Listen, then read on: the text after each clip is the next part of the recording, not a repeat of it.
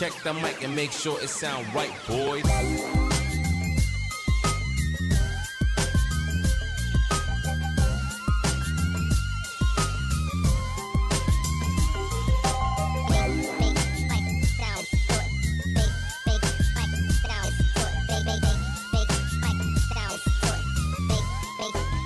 It sound right, boy.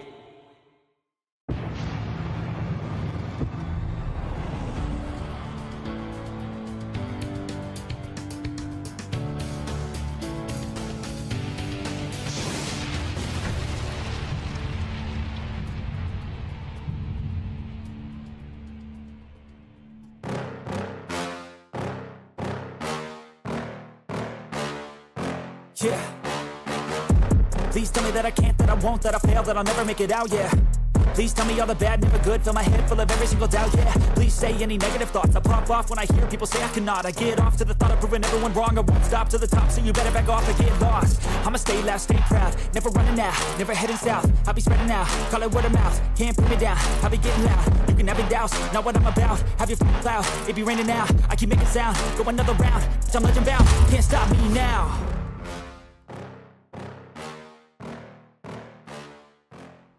Hello, everybody, and welcome to BENXT. Hello, PlayStation Nation. Hello, PlayStation Nation. He's here. Good evening, everyone. It is that time once again. It is Wednesday. It is time for BENXT. I'm so excited. I've been looking forward to this all flipping week. We've got some exciting new music from Ben Cooper. We've got some exciting new wrestlers from, I believe, Bad Joke Billy, who has put together some phenomenal stuff. And tonight we're continuing Billy in the Bank, which, of course, we started last time. We saw Billy Ray Walrus crowned the brand new BENXT Men's Champion. He managed to dethrone Demo Dick Mychinko, which I don't think anybody saw coming. And he bloody did it.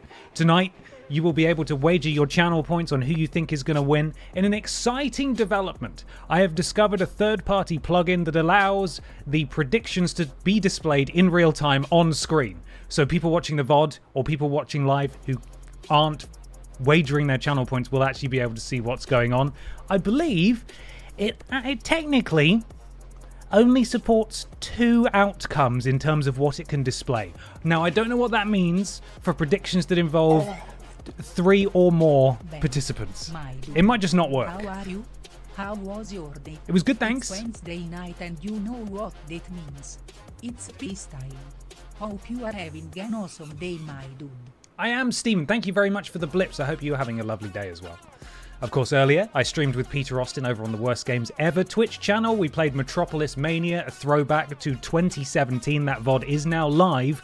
Not on the Worst Games Ever channel, but rather on the Worst Games Ever Patreon channel. If you go to relevant social media feeds, in the reply to the tweet that says we're streaming today, there is a link to the VOD if that helps you find it. But it's been good. It's a good day. Good day so far. I have succumbed to the immense pressure of the bullying chat elite. And with the very generous support, of course, I believe, of Techiweo, I have purchased Death Stranding 2, and I will be streaming it next week. So please look forward to that next week. But yeah, BENXT, that's why we're here. Thank you for joining me. I don't know if the predictions overlay is going to work, but we're going to try it. I did a test. It did work with that. But 3 or more participants, it'll either not work at all or it'll maybe just display the first 2. I don't actually know. So we will see. Number 27, thank you so much for the resub. 2 months. 2 months. Let's keep the party going. BENXT. Absolutely. Thank you so much. And also to Ellie Reloaded. 2 months. Good evening, Ben. Hope you had a good day. I hope you had a great day. I have had a great day. I hope you have had one as well. Hello, Amy. Good to see you. We'll see if Peter Austin's in action tonight. Fingers crossed, right? Hopefully he's there. So I am going to, or I have, sorry, added, I've made a few changes since last time. All of the tag teams now have a tag team finishing move assigned. I've never really done that before, but I think it means that obviously they work together to do a move and potentially can win off a tag team move, which is quite exciting rather than just a one-on-one move. But we'll see if that works in actuality. I don't actually know. But there we are.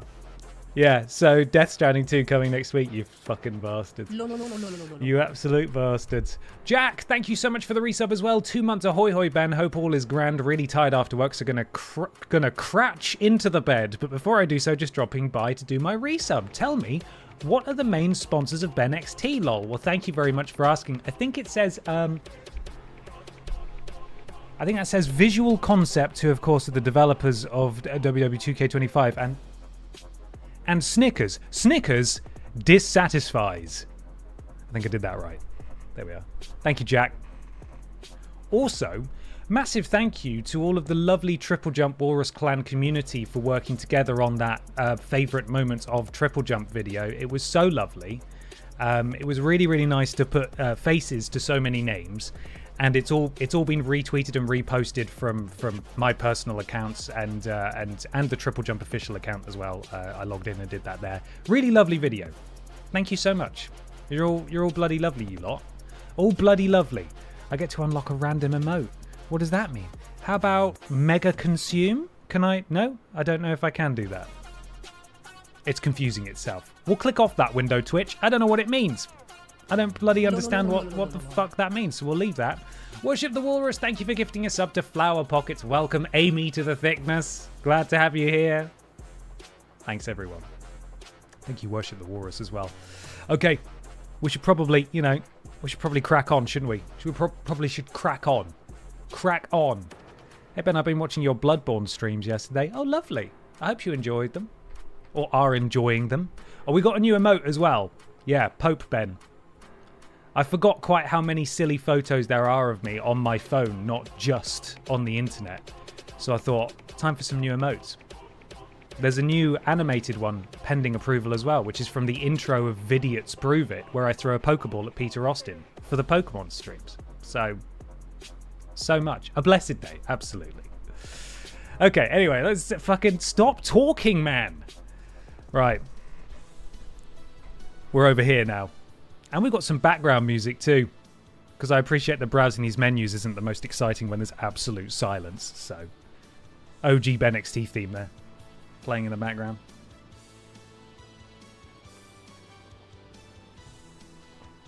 Right, let's see what we fucking got, yeah? We started Billy in the Bank last time. We only did one match, which Billy Ray Walrus won, defeating Dick Mychinko for the BENXT Men's Championship. We have still got to come. Hannah Montana, who won that Battle Royal last week, she has been inserted into the wide championship match. Commander Piss, rival Hannah Montana, and incumbent champion Gollum go at it. In an underground match, one-on-one Rules Boss takes on EE Tim. In a 2-on-2 Extreme Rules tag team match, the incumbent champions BB Blocksberg and Tina defend against the Mod Squad. In a 1-on-1 match for the BENXT Women's Championship, the undefeatable Grimace takes on challenger Ann Horse. The first of 2 Billy in the Bank ladder matches. Senior Joe, Rules Boss, who's doing double duty tonight, Brian Michael Bendis and Danny DeVito attempt to get that briefcase. And on the women's side of things, Barbara Piss, Pippa the Cat, Ashto, and Bobby Babalooni seek to claim their glory atop the ladder. All to come your way tonight on Mother Flippin' BENXT. Just wondering, are you streaming a slightly different setup to usual? For some reason, the PS5 Twitch app is saying that you're streaming in a format that cannot be displayed on a PS5. Is anybody else watching on PS5? I haven't done anything to my stream setup. Hopefully it's okay. I know that a lot of people watch on their, per my analytics, watch on their phones or on applications on their consoles. Hello? What was that noise? A prediction started. Is it going to display on screen? It's not yet. Let's see. This might be because it's a 3-way match, so it's not going to work. But the next one, there's only 2 participants, so hopefully that will work.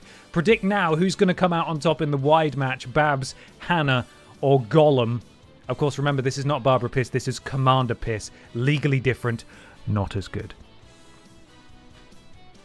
Ben promised that it would show up on screen. I did. I'm sorry. Hopefully the 2-on-2 one works. We'll find out next time. Anyway, let's continue the show and let's hop in. Piss, Montana, Gollum. Who will win? Get those predictions in now. A lot of you are saying Gollum. Just as many of you are saying Hannah. In fact, that's something I did want to show you. One cool thing about Universe Mode is that people's attribute points, their ratings, fluctuate depending on how well they are performing in Universe Mode. Hannah Montana, it's quite frankly unsurprising that she's doing so well in all her matches, because as you can see, these are fluctuating. Beggy Mops is quite low. Ben's doing all right. BB pretty good. Billy's not doing that great, weirdly. And then you start to see some real outliers. Chavo has jumped a few points. Commander Piss has dropped a few points. Connor is new, by the way. We'll get to those in a second. But when we get to... where is he? Not the Great Carly. Hannah Montana up to 87 based on her performance, which is, to be fair, she has been outstanding. So that's why she's hopped up. We do have 2 new tag teams that have joined. I will show you them now. Where are they? We've got the Dark Picture Pals, Dr. Anal Hill and Silas the Dog Boy. But that's not all. We also have, making their return and debut actually, on behalf of one of the members of the team. It is, of course, this is not alphabetized at all. Why does it go from B to T to C? Huh? We'll just go down. We'll scroll down. It doesn't like it. We, of course, have... Nearly there. We, of course, have... Team Lickit from Detroit Become Human. PS5 app is now working. Good. Glad to hear it. Welcome. Team Lickit, Lieutenant Hank Anderson, and Connor will be making their debuts tonight. We're going to schedule in a match between the Dark Pictures Pals and Team Lickit just to showcase the new music from Ben Cooper as much as anything else. But they're here. And I believe these were both made by Bad Joke Billy, who is exceptionally talented at making wrestlers in this game. So big thanks to him. Please stop. 2 months. Thank you for the resub. Let's go wrestling. Woo. Absolutely. Final predictions. We're still not quite there.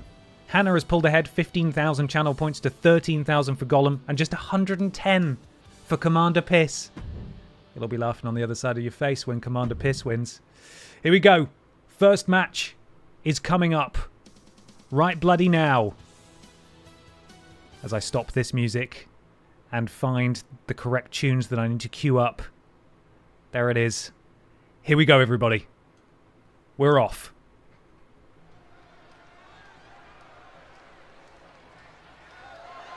The following contest is a Triple threat match. and is for Bad Joke Billy, more like good character maker Billy. Worldwide Nice. Championship.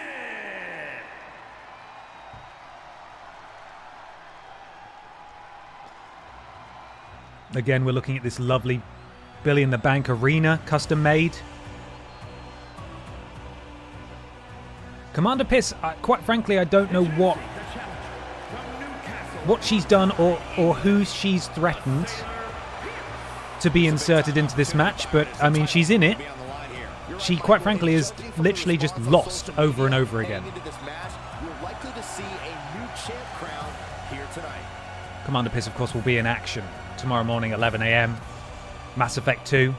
I think we're going to forge ahead and just try and get the worst ending possible by getting everyone killed. So it may well be the last and the final Mass Effect 2 stream tomorrow morning, if all goes well. But will she win gold leading into that stream? Let's find out. She's in a fighting mood tonight. And Hannah, of course, looking to continue that wave of momentum that she's riding. By a significant margin, the highest rated performer in this particular matchup. But remember, Barbara Piss rated quite highly as well. Fell to the incumbent women's champion Grimace last week in devastating fashion. Can Hannah do it? I hope she kills Gollum. You would say that, Mr. Black. You would say that because remember, Mr. Black did lose to Gollum. We can never forget that. So, there we go. Will Ben's stream work perfectly tonight, or will he disappear again? I mean, that's the risk, isn't it? Here we go, guys.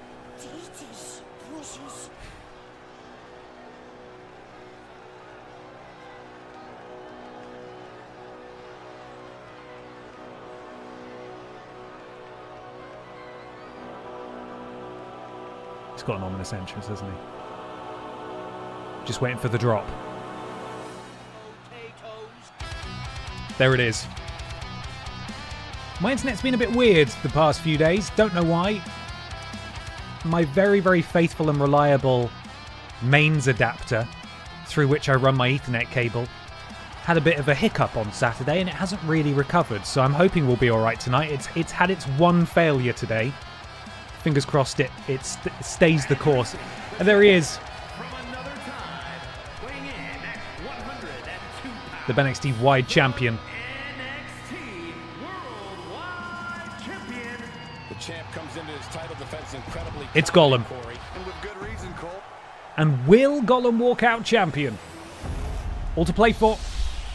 All to wrestle for. Previously, just one-on-one, and now a triple threat after Hannah Montana's outstanding performance on BENXT last week. Who's walking out the wide champ? Gollum wants it, obviously. He's been a great champion. Unpredictable. Flies around the ring like a lunatic. And he just lets the two challengers face off to begin with. Oh, and immediately just dives skull first at Hannah Montana. Stamping on Hannah as well. If the Commander and Gollum had any sense, of course they would team up against it. Oh my goodness me, that was impressive. And then he rolls out of the way as well. Gollum just continues to be absolutely incredible. What's Gollum looking to do here? Up into the powerbomb position. Slams her down. What's Tater's precious indeed. Commander Piss now just throwing Gollum on top of Hannah Montana. And now it's Commander Piss in control. And then the running neck breaker. What was that? I'm not even sure. Can't remember what that move is called. Sends Hannah into the ropes. Completely whiffs. Eats a foot. Deserved, quite frankly. Gollum sent tumbling over the top rope. And then there were two. A rivalry renewed as Commander Piss and Hannah Montana tussle in the corner there. Gollum's looking for something. He's got a stick. What's he going to do with it? He's presumably going to whack Commander Piss in the stomach, and then he decides that's enough. He's actually going for the pin here. I don't think that's going to work, and Hannah's there to break it up immediately. No luck there for Gollum. Hannah Montana, look at that. That leg sweep rolling through into the mount and the punches, and now Commander Piss hoisting up, and the sidewalk slam there. Plants Hannah Montana. Sense of pressure in a triple threat match. Yeah, that's because it's really your match to lose. You don't have to be pinned to lose this one. The pendulum is swinging faster with each passing. Hannah and Gollum sitting in a tree. P-U-N-C-H-I-N-G or C-I-C-K-I-N-G or W-R-E-S-T-L-I-N-G. Hannah. Oh my goodness me, that boot has heels. Commander Piss in at the perfect time to break up that particular cover. Commander Piss. Oh, look at that, the elbow dropping into the cover. Gollum again there to just break it up. Gollum with the big uppercut, and then immediately just a sort of a bicycle kick, a pump kick, a thrust kick, if you will, from Hannah Montana to Commander Piss, and Commander Piss is down again. Gollum hoists up. Hannah Montana plants her down. Commander Piss there now. Throws Gollum into the ropes. Big scoop slam. The tiny bones in Gollum's fragile little body must surely be shattered. And what's she looking for here? Perhaps the walls of Normandy. She's got it in. Oh, and there's Hannah Montana just in the nick of time to break things up. That's Gollum's patented Gollum slam maneuver. It really is. Gollum looking for another weapon now. At some point, a chair has entered the ring. Hi, Pippa. You're wrestling in a bit. Oh, my goodness. Gollum likes using that stick, but only on Commander Piss, it would seem. And Commander Piss is stunned. Oh, my God. Both participants looking for the same thing there. That beautiful athleticism just goes to show the depth and ability of this roster. Unbelievable. Hi, Pip. Big punch. Ouch. Uh-oh, look at what are they going to do? Oh, right to the face. Right to the back of the neck. And again. Enough. Just a beat down. With an onside Oh, strikes like and that. Gollum is left standing. Are you going to sit down? We're going to get a Pip down. Gollum off the ropes. Oh, look at that. Just a headbutt to Commander Pierce, and Hannah Montana's out of the ring. Gollum's doing crazy fucking flips again. This is his to win if Hannah Montana stays down. He's taking a little bit too long, though. He's taking way too long. Hannah is getting a bat out. Oh, he's going for a submission here. And Hannah's got the baseball bat. Look at him go. The flexibility of that little freak. Hannah decides to put down the bat for some reason. And these two don't really know what they're doing. Oh my god, Gollum able to leap into an Impaler DDT. This could be it. He could be pinning Hannah Montana right here. Oh my goodness me, he's done it. That, quite frankly, was a master performance by Gollum. It all moved a bit fast towards the end there. I'm not sure if you quite managed to soak in the brilliance of Gollum. But essentially, what our BENXT Wide Champion just did was he used his signature to lock in a submission on Commander Piss. He then relinquished it when Hannah Montana rolled back in the ring. Commander Piss was too damaged from the submission, so she rolled out of the ring. Gollum then dodged Hannah Montana's offense, hit his finisher, and pinned Hannah Montana. That's a champion. Look at him. Look at that boy, huh? You know what? I think we can get closer than that. Look at your wide champion. He's brilliant, and he deserves to be champion. What a performance! I continue to be very impressed by Gollum. Very unfortunate for Hannah Montana. I'm surprised that she took the pinfall here, quite frankly. If I was booking the show, I probably wouldn't have had her lose because she was coming into it looking very strong. Need to keep that momentum going. We move on, though. Have faith in the slippery little freak, Pope Ben 420. Absolutely. Up next, in an underground match, if you're unfamiliar with this, there are no ropes. There are people stood around the ring. It's all dark, and its first person to be knocked out is the loser. Rules Boss takes on EE Tim in rivalry action. Who will win? Predictions coming your way momentarily. Hopefully the overlay will work. It does! Hooray! But only for 2 people. I'm just going to look at it for a bit.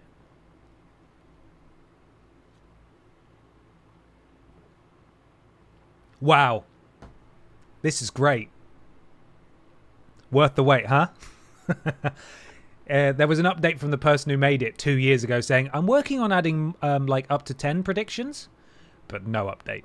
And as far as I can tell, this is the only person who's made something like this. Twitch doesn't offer anything like this. Streamlabs doesn't offer anything like this. It's kind of fucking mental. Anyway, we've got it. It's working. So, go us. Here we go.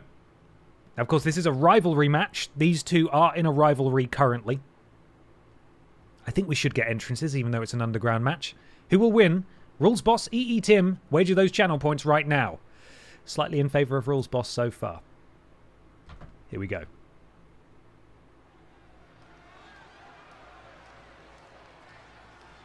The WWE Universe just exploded! Just exploded. You fucking liar. Tonight there are no ropes, no pins. In the underground, it's all about strikes and mat game. And that's exactly how this man likes it. It plays to his strengths as a technician. Yes, submission holds and grappling ability are going to be his keys to success. And He's been is being merciless. It's a all prominent about champion inflicting pain in an underground NXTJ. match. The predecessor to BENXT, of course. Hasn't quite managed to recapture the same glory in BENXT, but he is ahead in this rivalry with EE Tim. We'll have to see how he performs tonight. The Last Choice, thank you so much for the resub. 2 months. 2 months already. Wow. Enjoying the streams and work on Worst Games Ever. Thank you so much. I really appreciate it. Thank you for being here and thank you for using your for subscribing. Means the world. And now it's everyone's favorite toilet man, Eric Electronic Tim. Things are about to get good. The toilet flush is so good.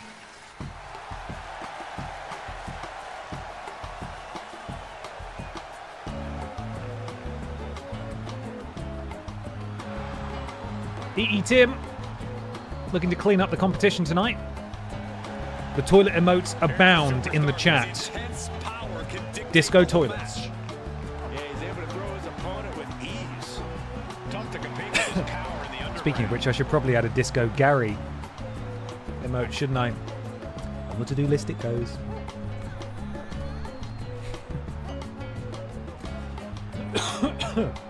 Excuse me, I inhaled some of my beverage.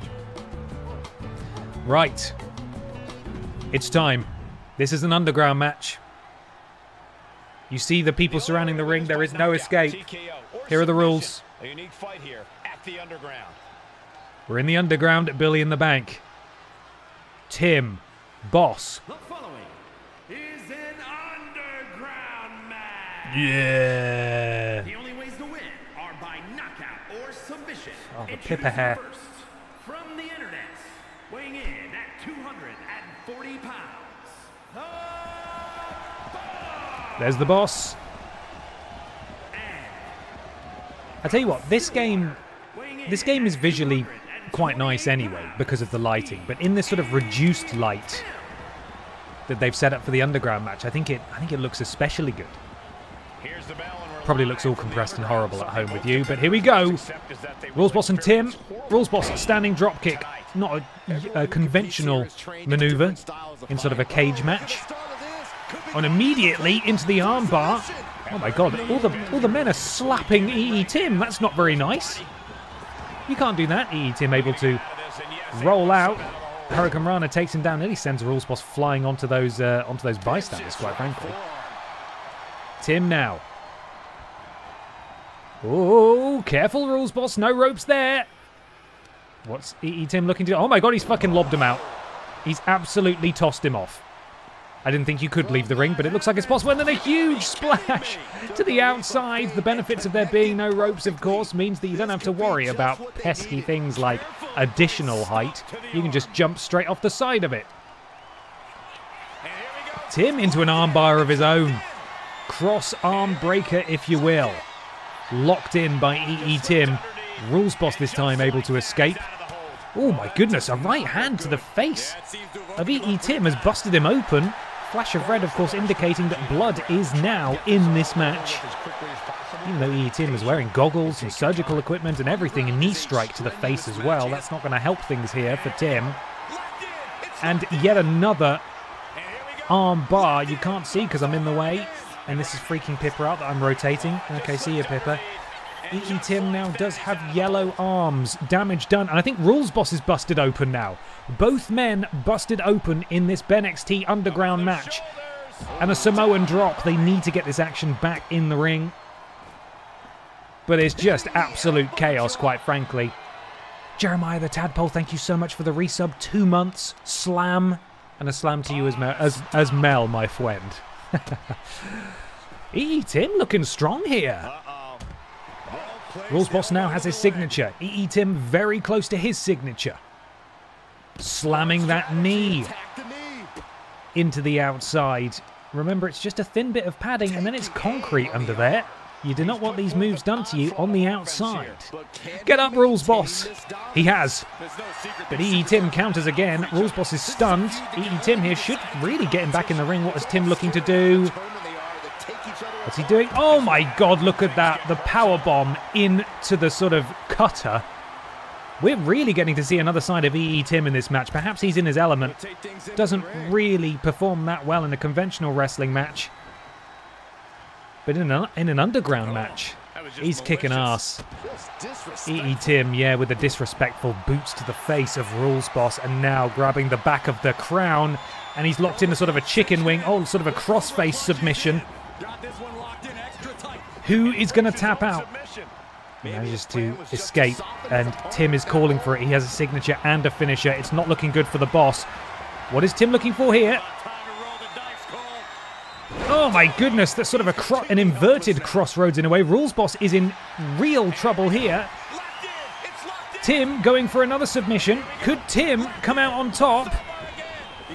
Rules Boss not in a good state at all. He lets it go, but he hasn't got him. Oh, and a running neck breaker there from EE Tim, who is still in control. Absolutely incredible. A leaping DDT does it. Rules Boss is unconscious. He cannot continue. And Electronic Eric Tim has beaten Rules Boss at Billy in the Bank. Quite frankly, an upset. I was not expecting that at all. A deserved victory for EE Tim. I really thought that was Rules Boss's to... Oh my god, you can see in real time all the points being lost and being won. Alt Evolutions, Bugsy Malone, C. Bennett, Dan Lockie, better luck next time. Paul the Bookworm, oh no. Pup Wheelie, oh disaster, you're being shamed. Anthony, no. Well done, EE Tim. I'm happy for him, quite frankly. He needed a win. He's on the scoreboard now. Great job, Tim. Proud of you, bud. Proud of you. Up next, BENXT Tag Team titles are on the line. Champions BB and Tina defend against the Mod Squad. Yes, that does mean we get to hear the Mod Squad's excellent theme song. Very exciting indeed. Public shaming is crazy. The Mod Squad -1 are fighting again. Hey, listen, even if he was still part of the Mod Squad in BENXT, you'd never get this right. He's gone on bloody holiday. He somehow escaped, right? We keep the mods shackled. He escaped and he's gone to Rome. Unbelievable. Explains why he's not on the card tonight, but Lord Brotovich on holiday. Hope you have a lovely holiday, Lord B. See you soon. Predictions now live. Who's going to win? BENXT Tag Team titles. 10k going on my girls. Sorry, mods. He wouldn't fight BB and Tina anyway. Good point. He'd bloody join them. Bloody join them.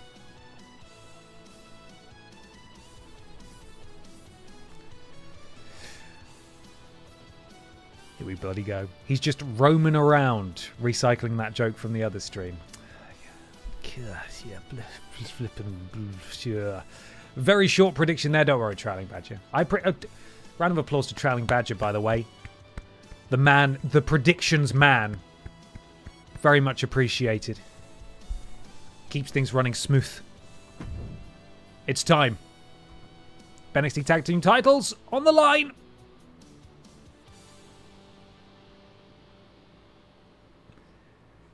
Where is the Mod Squad's incredible fucking music? Turn it up loud. Turn it up loud. Listen, I like the Mod Squad music. I love Michael Jugson's music. And you know what I am even higher than love? Infatuated with? The Dark Pictures Pals music. We'll show you that in a bit. So exciting. Here we go. Titles on the line.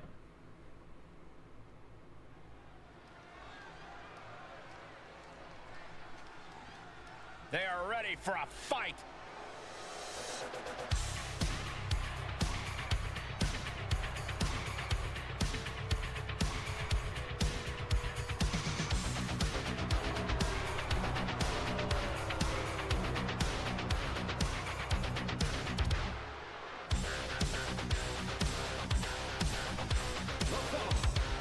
Could the Mod Squad bring gold home tonight?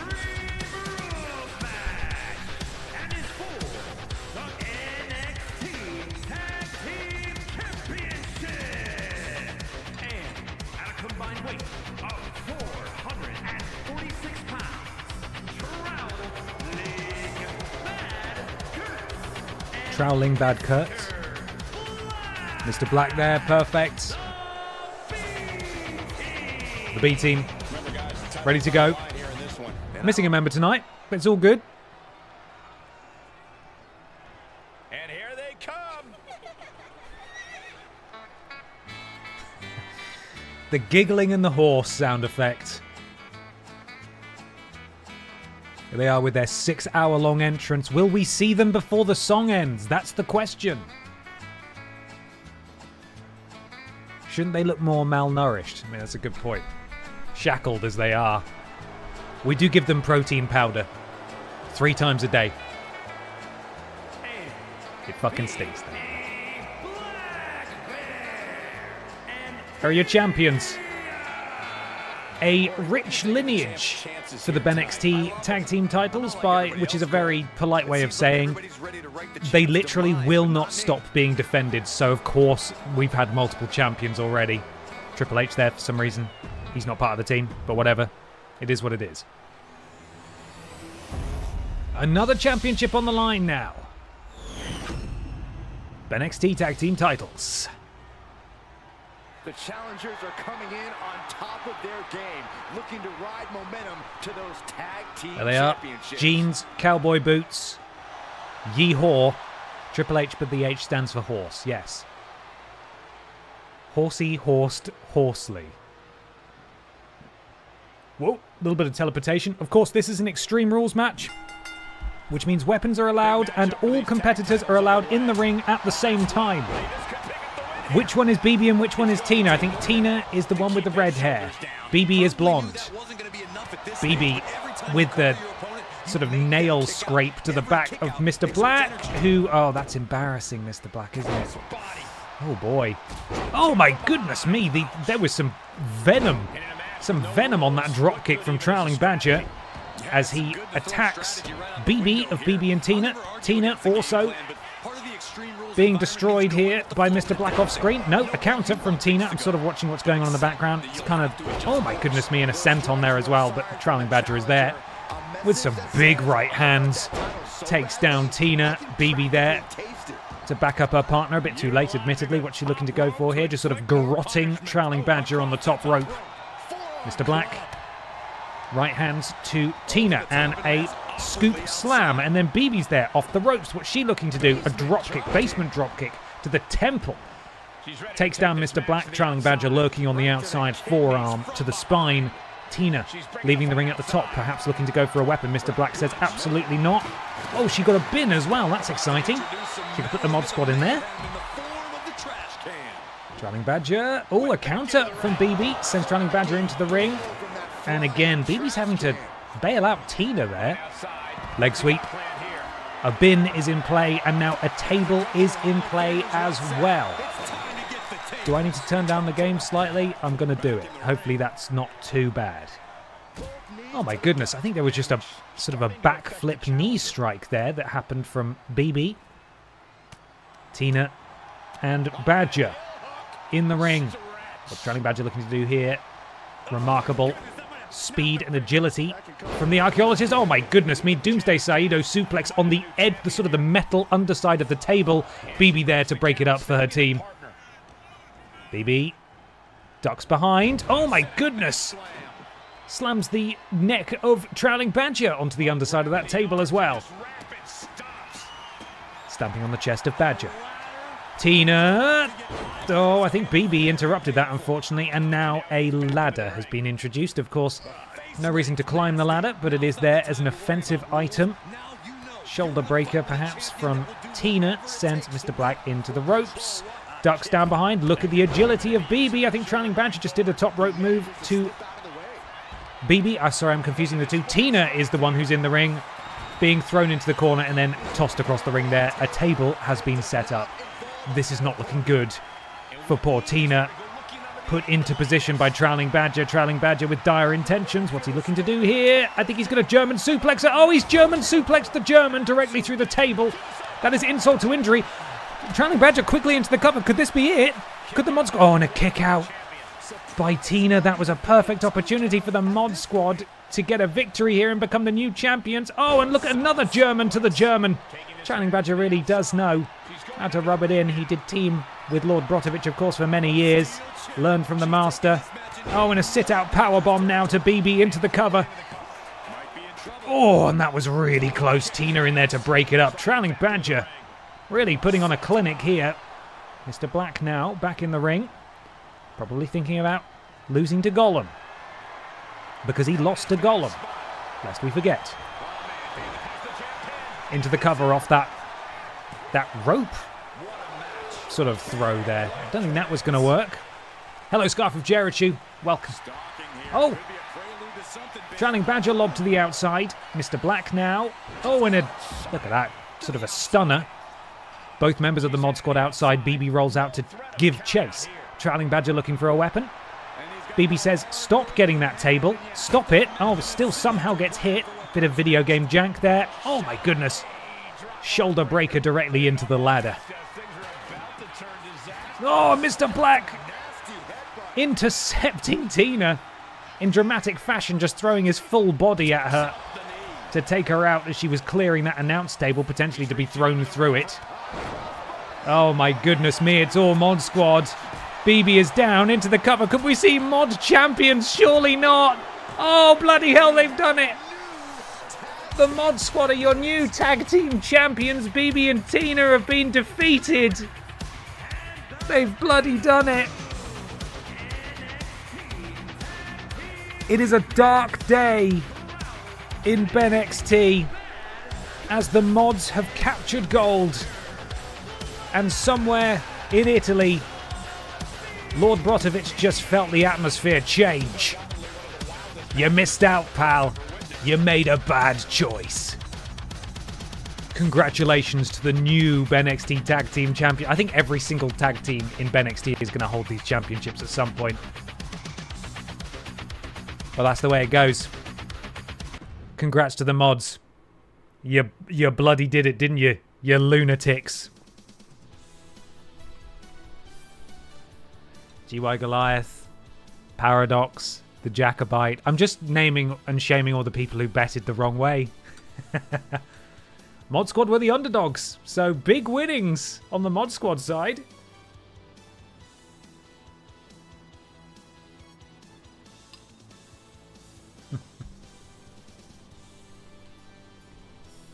Congratulations, guys.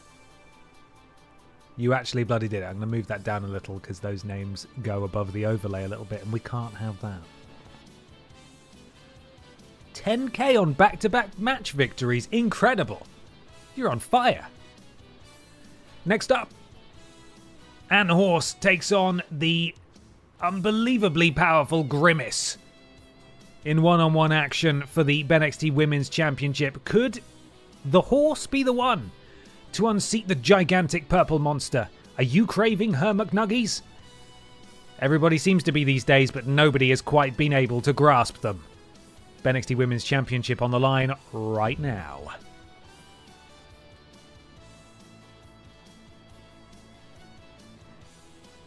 Get those predictions in. A minute and a half left. The nerfed Grimace.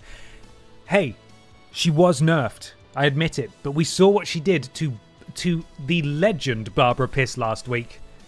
Even nerfed, this Grimace is absolutely not to be taken lightly. A very, very powerful Grimace.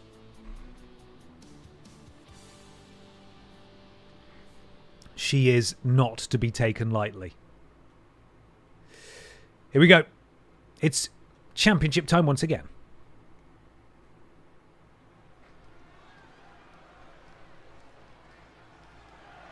The following contest is scheduled for one fall and is for the NXT Women's Championship. It is. It really is.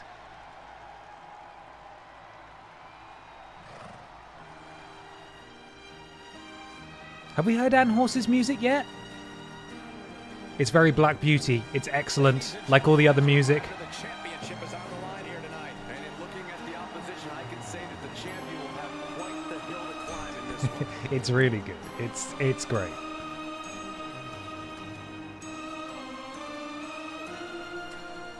Chelsea Horse here. I mean, Ann Horse here.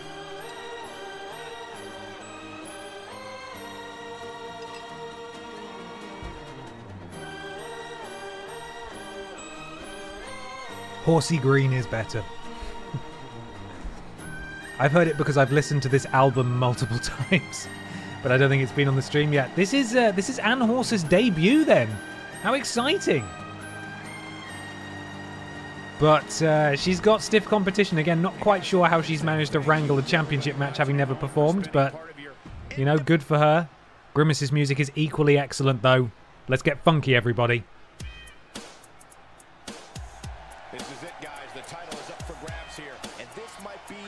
She was in the multi-woman match in week 1. Thank you, Trailing Badge. Okay. So we have seen her before.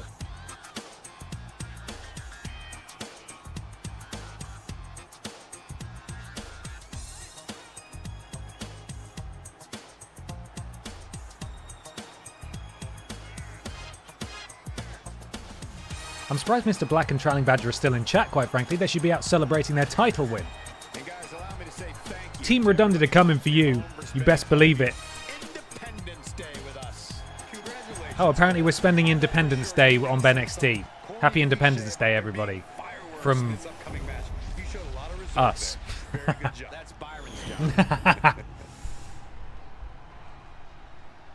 Fourth championship defense of the night. Third? Fourth.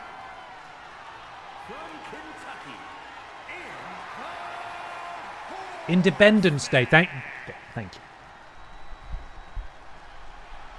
We've been busy taking pictures and sending them to Lord Brotovich. Good.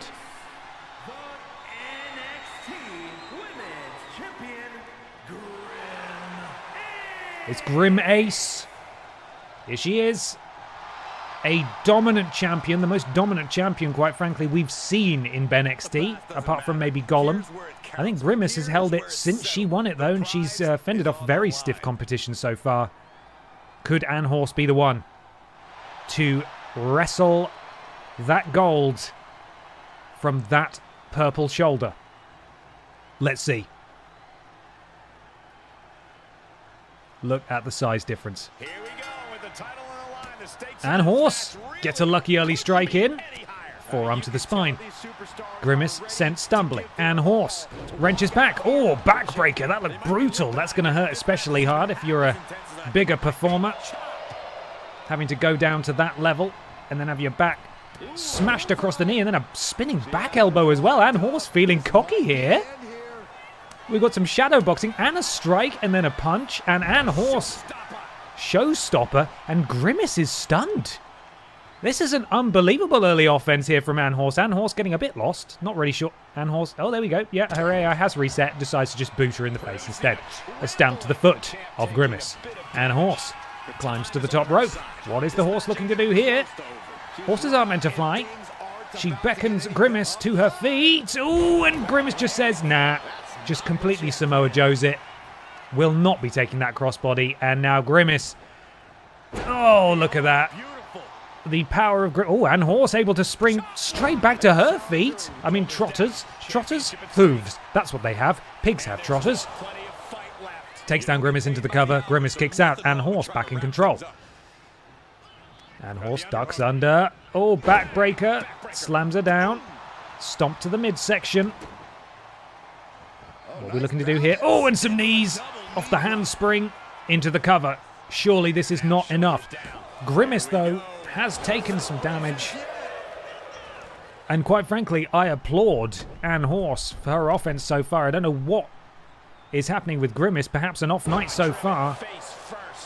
But Grimace has absolutely had nothing in this match. Of course, Ann Horse did sacrifice. Oh my goodness me, a gigantic splash to the outside on Grimace. Ann Horse did sacrifice her signature bar in order to leap back to her feet when she did, but it was a tactical maneuver and it's clearly paid off. She rolls in, she breaks the count. That will now reset to 1.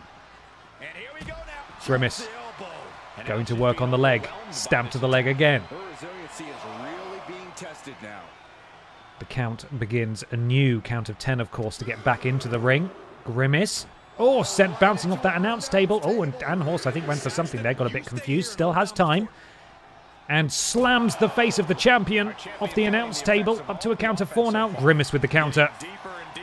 Grimace sends Ann Horse back into the ring. And Grimace slowly makes her way in afterwards. Grimace, stamp.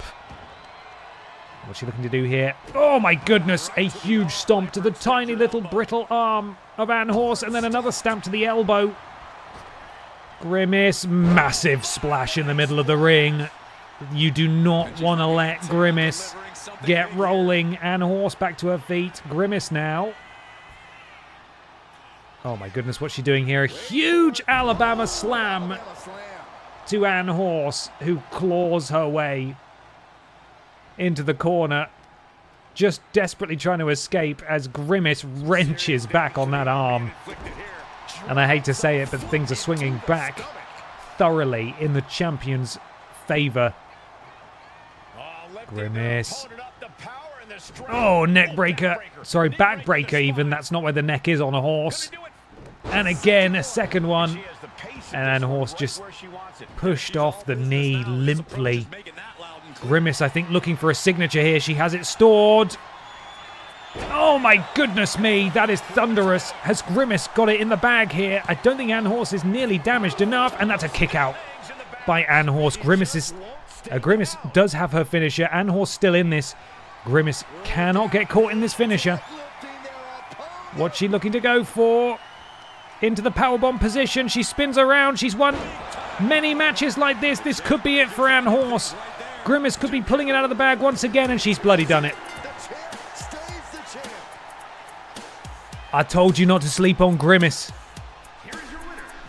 And Anne, are you okay? You've been struck by a smooth Grimace. What can I say? This is exactly what happened in the Barbara Piss match. Grimace can take an absolute beating and still come out on top. Grimace remains your BENXT Women's Champion here tonight. Congratulations to Ann Horse. A valiant effort, absolutely. No shame for me this time, congratulations. I love my McNuggies. Good, I'm glad. The Purple Legend. Long may she reign. Nobody's been able to touch her yet. It looks like that may stay the case for a while. If the legend Barbara Piss can't take her down, I don't know. I don't know what to say. Maybe we need a multi-woman match so Grimace doesn't have to be pinned to lose the title. That might be the only way we wrestle it from her purple grip. Up next, in a prediction that will not be able to display on stream, it is the first of 2 Billy in the Bank ladder matches. A quick refresher for those of you who don't watch wrestling. The person who claims both the men's and the women's Billy in the Bank briefcase will be able to cash in at any time for a championship opportunity of their choosing. And traditionally in wrestling, this is usually cashed in when the champion is very vulnerable. So after a match or after they've been beaten down by someone else, they'll come rushing out with their briefcase, they'll cash it in, and they'll start a match straight away. They'll be absolutely fine, and the champion will be beaten up and not in the best state to have a match. And usually, whoever holds this briefcase ends up as a champion. We will see if that happens here, because I remember us doing it on NXTJ, and it was really weird because they cashed in straight away, but it didn't work, and they didn't win, and I don't really get it. But hopefully they've improved it for Universe Mode in WWE 2K25. But equally, hopefully they will hold on to the briefcase and cash in at a sensible moment. Again, last time they cashed it in immediately. They shouldn't do that, but they did. So get your predictions in now. Who is winning the men's Billy in the Bank match? Senior Joe, Rules Boss, fresh off a devastating loss earlier tonight, of course. Brian Michael Bendis and Danny DeVito in a ladder match.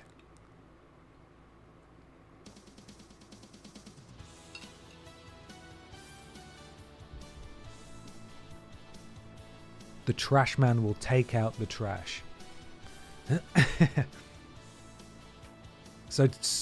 So far, it's pretty much a tie between Senior Joe and Danny DeVito. Rules Boss in second, Brian Michael Bendis in last. You've still got time. You've still got time. Get those predictions in now. Let's begin this match.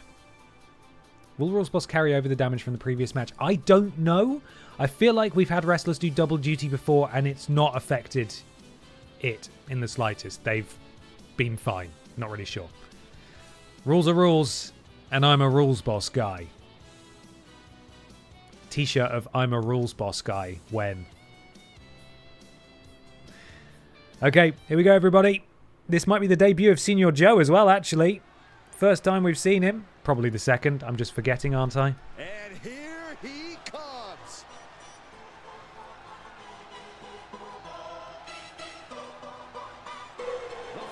Oh, where's his shirt? Why is it?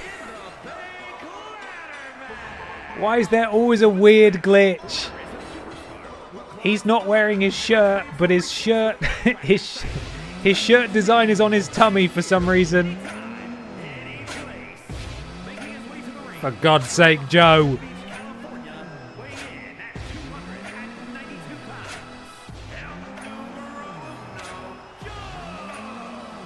Joe is here. He's got a tattoo that he shouldn't have, quite frankly. But he's ready to go. Joe. Right. Joe's ready. He's wiped his shirt off. Oh, are you guys ready? And I can't find the music. There it is. He's a bit sad. He's a bit tired. But aren't we all, Rules Boss? Get in there and do your thing. Double duty for Rules Boss tonight.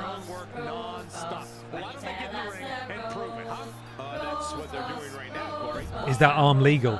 It was in WWE 2K20. Lest we forget, for our sins. We are about to see something good. And BMB is here. Hello, PlayStation Nation. Brian Michael Bendis has arrived.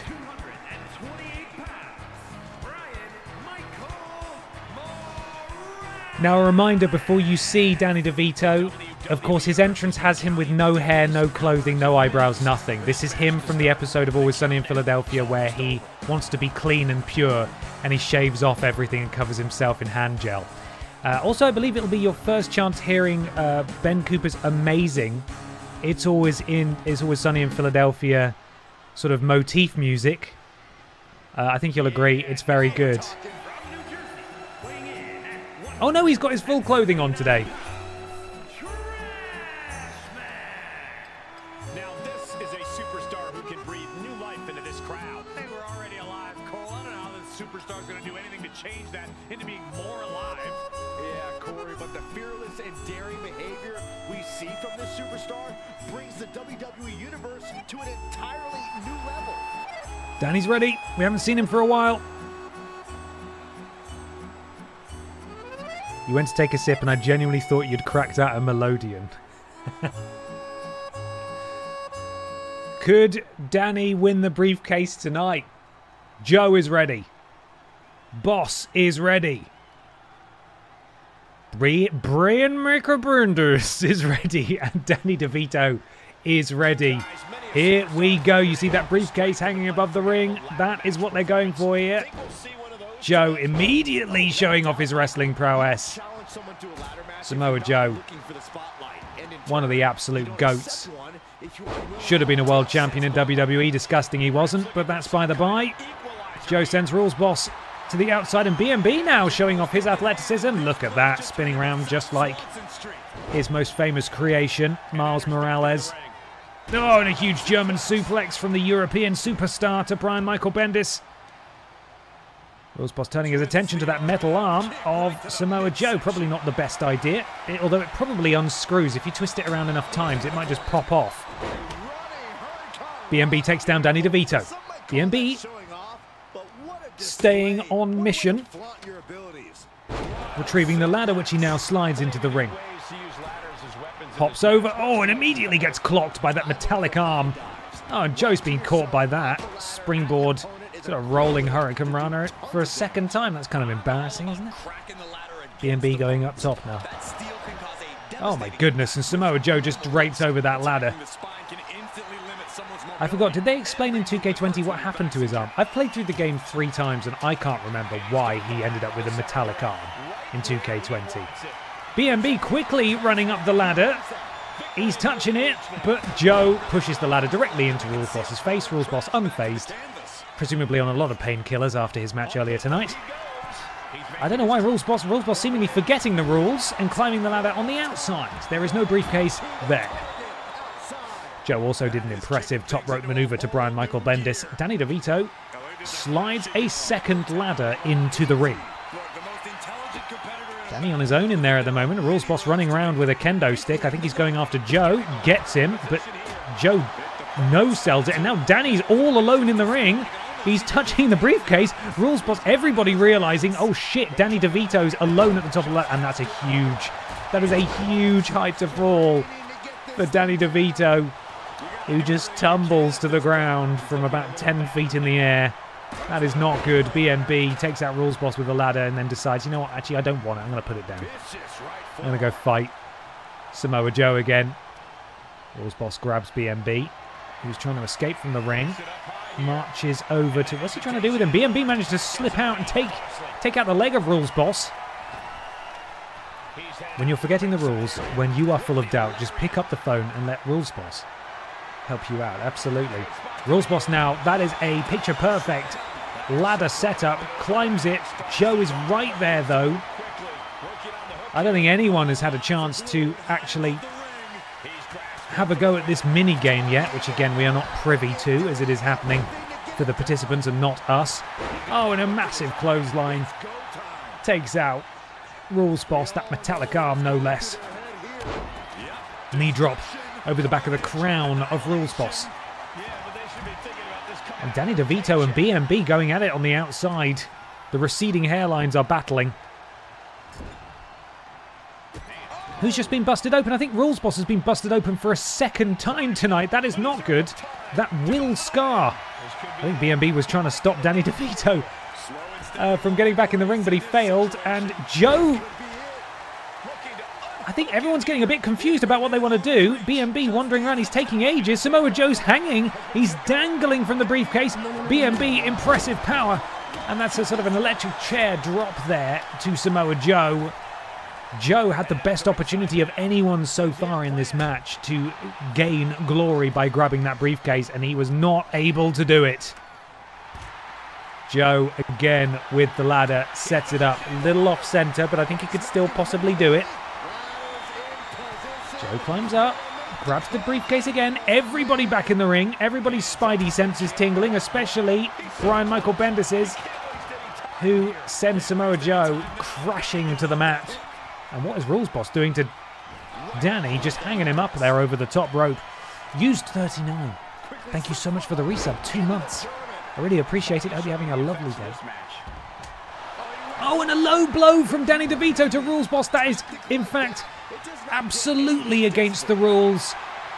The disrespect shown to Rules Boss by hitting him in the crown jewels there. The crown jewels boss, but Rules Boss seemingly unfazed. That twisting neck breaker. Able to get back on the offensive as Rules Boss. That's very impressive, quite frankly. Samoa Joe wrestling the ladder away. He says, you know what, I'm going to put it... Oh my god, he just threw it! He just lobbed it at those two and they were completely unfazed by it. Oh, Samoa Joe doing an impressive combination of strikes there, and now it's BNB who seeks glory atop the ladder. Samoa Joe returns the favour from earlier on and sends BNB tumbling to the floor and just throws a table at him, but BNB is standing by. Oh, beautiful DDT to the table that was just placed in front of him. And there are two people wrestling over a chair on the outside, but BNB is all over Samoa Joe. Brian Michael Bendis with the ladder.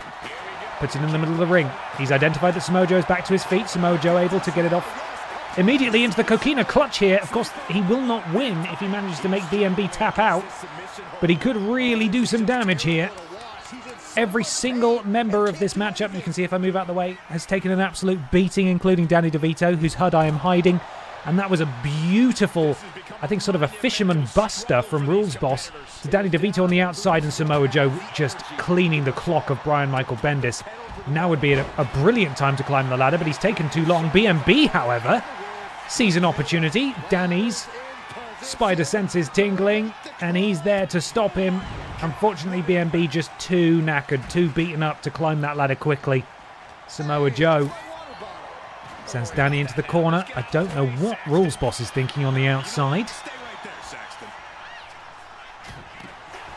Danny clubbing blows, taking down probably the biggest, strongest competitor in this match in Senior Joe. And now it's Danny's turn. But he's taking too long, and Joe is right there. For some reason, he's glitching. He can't hit him. He's managed to hit him now. Drags him down. Plants him right on his arse. That's embarrassing. And I think Rules Boss is doing something. Oh no, Brian Michael Bendis hits his finisher on the outside. And a huge kick from Danny DeVito drops Samoa Joe. I think Danny's looking to do his finisher. Brian, it looks like it's going to be... Oh, and the end of days from Danny DeVito to Samoa Joe. And now it's just Danny and Brian. Oh, and Samoa Joe for some reason. They're both there, and Samoa Joe says, absolutely not. That is enough, quite frankly. Sit down. I'm back in my hotel. What should I do? Wait, it's Wednesday. I know that means BENXT. Sorry, I'm late. What have I missed? New champions, Adam. We've got new champions. Thank you for being here, though. This is the Billy in the Bank briefcase ladder match, of course. Very exciting. Hello, Techiweo. Thank you for letting me know he was here. Techiweo, I believe you were the one who was very generous yesterday and donated so that I might suffer through at least one stream of Death Stranding 2. Am I correct in my recollection of that? God, I really hope so. Nobody able to get up this ladder at the moment. Rules Boss climbing slowly now. Techiweo, yes, it is happening. I purchased the game earlier today with your very generous donation. Oh my goodness, I think Rules Boss, sorry to cut you off. Rules Boss, I think, is... No one's near him. Rules Boss has bloody done it. Rules Boss is Mr. Billy in the Bank. He's done it. Everyone's attention was turned elsewhere. Nobody was looking. And now we understand the booking decision. We understand why he lost to EE Tim earlier in the night. Oh God, we've turned off.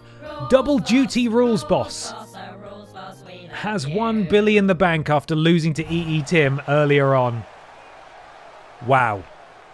Deserved. Another deserved victory. I'm very happy for him. Congratulations, Rules Boss, the inaugural Billy in the Bank briefcase holder. How exciting. And yes, Techiweo, we will be playing Death Stranding 2 next week. Thank you very much.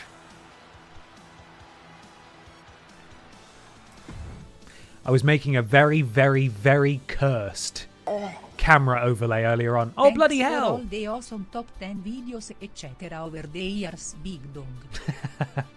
Han Solo, thank you so much. That's some very generous blipples there. I really appreciate it. I'm glad you liked the top 10 videos.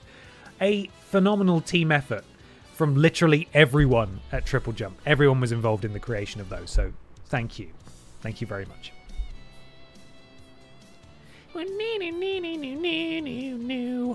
Up next, we have our queen, Barbara Piss, Pippa the Cat, Ashto, No M, and Bobby Babalooni competing in a ladder match for the women's Billy in the Bank. Who's going to win? Prediction coming your way momentarily. Momentarily. We cue up those songs. It's happening. It's bloody happening, guys. We're going to get another Billy in the Bank.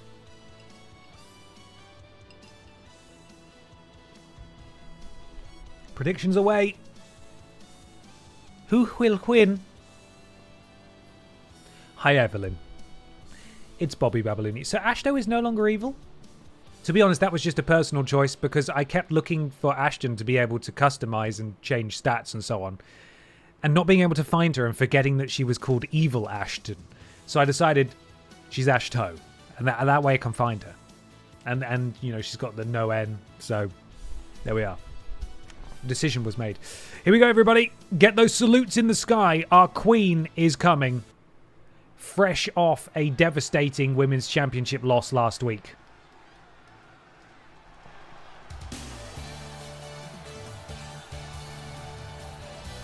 The following contest is the Money in the Bank ladder match. To win this match, Gonna have to change hands because I can't use the mouse. There we are. the ladder and retrieves the briefcase with a contract inside of it to be cashed in over the next year, anytime, any place.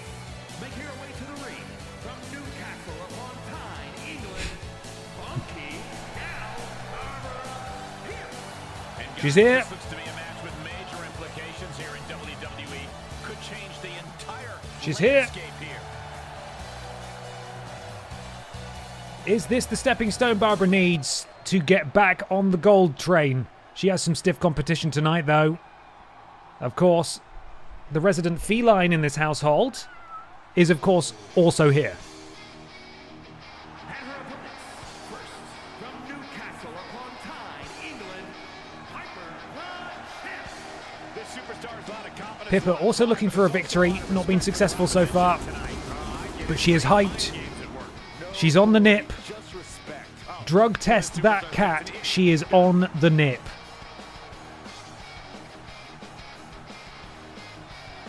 Ready and raring to go. Zoomies are happening indeed.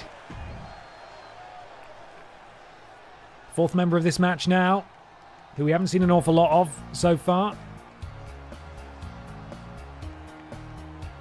and from Newcastle upon Tyne, England, Ashley, Mrs.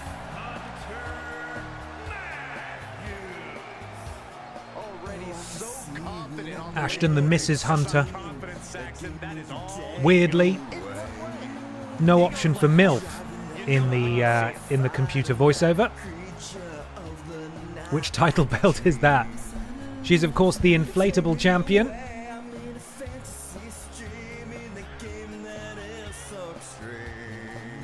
Looking for a big victory tonight is Ashto. And I think not necessarily making her debut, but I can't find her music. There it is. We do get to hear this classic again. A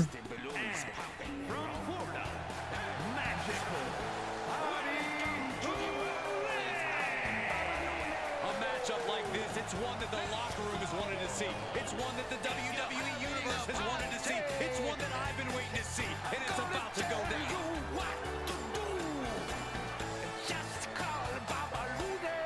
Babaluni. Hi, Evelyn. It's Bobby Babaluni.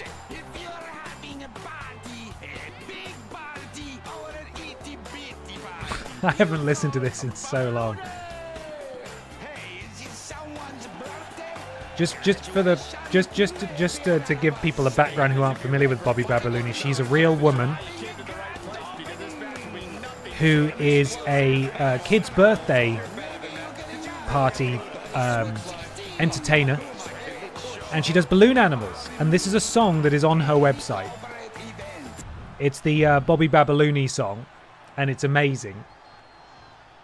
And we found her via a viral post where someone got a text incorrectly, accidentally, from Bobby Babaluni that read, "Hi Evelyn, it's Bobby Babaluni," which of course is the way I quite frankly would like to be addressed going forwards in all correspondence. Seriously, I expect this thing to get very. The fact that the song isn't by Adam Buxton is frankly baffling. That's an excellent point. It sounds so much like Adam Buxton. Okay, what's going on? Pippa the cat has rolled outside. And now she's looking for a weapon inside the ring. Babaluni, Piss, Ashto. We've got a tag team up here from Piss and Ashto. A table's been slid into the ring, and now Barbara Piss and Ashto tie up. Piss sent into the corner. Pippa intercepts. Ashto pushes off Barbara Piss. Oh! Pippa able to take down Bobby Babaluni, who came in with a big stick there. And the foot raining down on Barbara, who rolls to the outside to get a moment. take a moment rather. Take a breather. After the left arm. Gotta hurt. Focusing on a body part, picking And it apart. Babaluni Arms as good of a place and to Pippa focus as now in the ring. Ashto and Barbara renew hostilities outside the ring. No table in play as yet. Hello, Shy Bees, welcome. The number of competitors grow. Oh my goodness me, Pippa with the kendo stick to the head of Babaluni. Again, I think she's a little confused. This is not a tables match, but the table is set up nonetheless. What does Pippa have in mind here? I mean, she's wrenching on the arm of Bobby Babaluni. That will, of course, impact her ability to climb the ladder. Her ability, Babaluni. Ashto really taking it to Barbara Piss on the outside. In fact, I think Ashto is still technically rated as a giant. You can see she has that additional purple bar. I thought I nerfed Ashto, but clearly I didn't. I'm going to have to fix that because it is quite frankly an unfair advantage. However, it probably will be a disadvantage in this match in that she will not be able to climb that ladder very fast. Uh-oh. Oh, Barbara able to counter. Not going through the ladder today is Barbara Piss. See, I mean, look at this. If you're a giant, whenever anyone hits you, it just plays that animation, which just feels massively unfair. So this could really be Ashto's match to lose, seeing as she has sort of a weird genetic advantage here. Oh, the Doomsday Saito suplex to poor Pippa the cat. She's so small. Don't do that to Pippa. Ashto just shrugging off the offense of Bobby Babaluni, and the two just sort of not really doing anything. Oh, there we go, and now we go. Bobby throws the first punch. Pippa seemingly interferes with it. Ashto nearly stumbled on top of that table there. Nobody really seems to know what they're doing. Pippa's picked up a stick, though, and just lobs it at Bobby Babaluni. And can Barbara and Pippa work together to neutralise... What is happening with their... Well, that was very confusing. It seems they're not really sure what they're meant to be doing here. Hello, Milesy. Welcome. And finally, a competitor in this match remembers what they're actually here to do. Slides it... Oh, and the ladder immediately slides straight back out of the ring. We are back to square one. Uh-oh, tag team offense again. Pippa, ooh, so close to going through that table. That is a devastating pairing. Giant Ashto and Barbara Pierce. Oh my goodness, and that huge right hand drops Bobby Babaluni as Barbara goes to work on the elbow. She's never going to make a balloon animal again. Barbara now able to... Oh my goodness, she's able to hoist and absolutely lob the giant Ashto through that table. And hopefully that buys everybody just a minute, but no. Ashto's stumbling to her feet here. Vexleth85, thank you so much for the subscriber. Really appreciate it. I think you're the first person I'm going to be able to do this for tonight, and I apologise in advance. Ahoy hoy, wet dreams and thick streams. No. Wet dreams and thick streams. Ahoy hoy, welcome to the thickness. Thank you, Vexleth. Welcome. Barbara now on the outside. I think everybody on the inside breathing a sigh of relief. Bobby Babaluni, look at that beautiful belly to back suplex. Pippa setting up the table the ladder in completely the wrong place. Ashto setting up a table on the outside and then clears the announce table for good measure as well. Not sure what she's thinking there. Barbara just sort of patrolling menacingly. Pippa with the right hand to Babaluni, clambers outside. What's she doing here? Oh my goodness, back suplex to the hardest part of the ring. To the hardest part of the ring, and Ashto plants Barbara, and it looks like Pippa's going to be the first person who actually goes for the briefcase here, and she's got a good break to do it as well. Pippa all alone in there. Babaluni taking far too long and does make it in time. Just makes it in time. Drags Pippa down. Babaluni playing spoiler there to Pippa climbing the mountain. Much like Halle Berry is Catwoman, BENXT is wide. Certainly is. Ashto and Piss now. Oh, and Ashto decides to take the ladder down for some reason.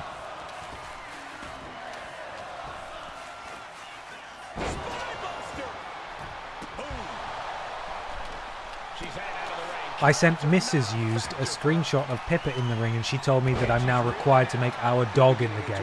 Good. You should. Your dog will win all of the gold. Barbara manages to counter Ashto. Sidewalk slam, and the Giant is down. Barbara grabbing Babaluni. Oh, huge fall-away slam. There's a lot of ordnance in that ring as well. Why do I keep saying table? Oh, the running power slam from Barbara Piss. And Ashton's down again. Barbara says that's not enough. Need to put Ashto down for good. Spins around. German suplex position. Grabs her. Oh my goodness me. The height on that. The power of Barbara Piss, who says, I'm not fucking done yet. And Pippa says, yes, you are. And then Pippa gets distracted. Barbara misses with her elbow drop. And Pippa now into the powerbomb position. Slams down Babaluni. Barbara. Oh, counter from Pippa. Pippa shakes off the attack from Barbara. Ashto, in the meantime, is climbing the ladder. Pippa needs to stay on target here. Ashto's up all alone. Bobby Babaluni potentially the only person who's going to stop this. And she is there. I think we saw... Oh, my goodness. Oh no, and a powerbomb from Babaluni to Ashto directly onto the ladder, and Ashto has no choice but to roll out. Pippa sets up a table. Theory is this Ashton is so strong as she got covered in mutant slime bath. Makes sense to me. Oh, and a pissworm stunner to Babaluni. Babaluni stunned by Barbara Piss in the middle of the ring. And again, we sort of see a trade-off of confusing AI. They're not really sure what they're meant to do. Finally, they lock up. Barbara sends... Oh, bloody hell. Just plants Pippa the cat. That poor baby. Oh, and just sends her straight into Ashto as well. All four members back in the ring now. Barbara says, oh, hi, Babaluni. Were you done? Directly into the bear hug submission. And poor Babaluni is absolutely destroyed. Look at the state of that. Absolutely ruined. In fact, everyone in this match has taken their licks. Ashto is perhaps the least damaged alongside Pippa the cat, surprisingly enough. Ashto with Barbara up top. Are we going to see a superplex here? I think we are. Into the table. Oh, they missed the table just. But that is going to take a huge chunk out of Barbara Pierce. Ashto should probably just... Oh, no, decides she wants to put it through the table. Oh, a double team into the ladder. Oh, my goodness me.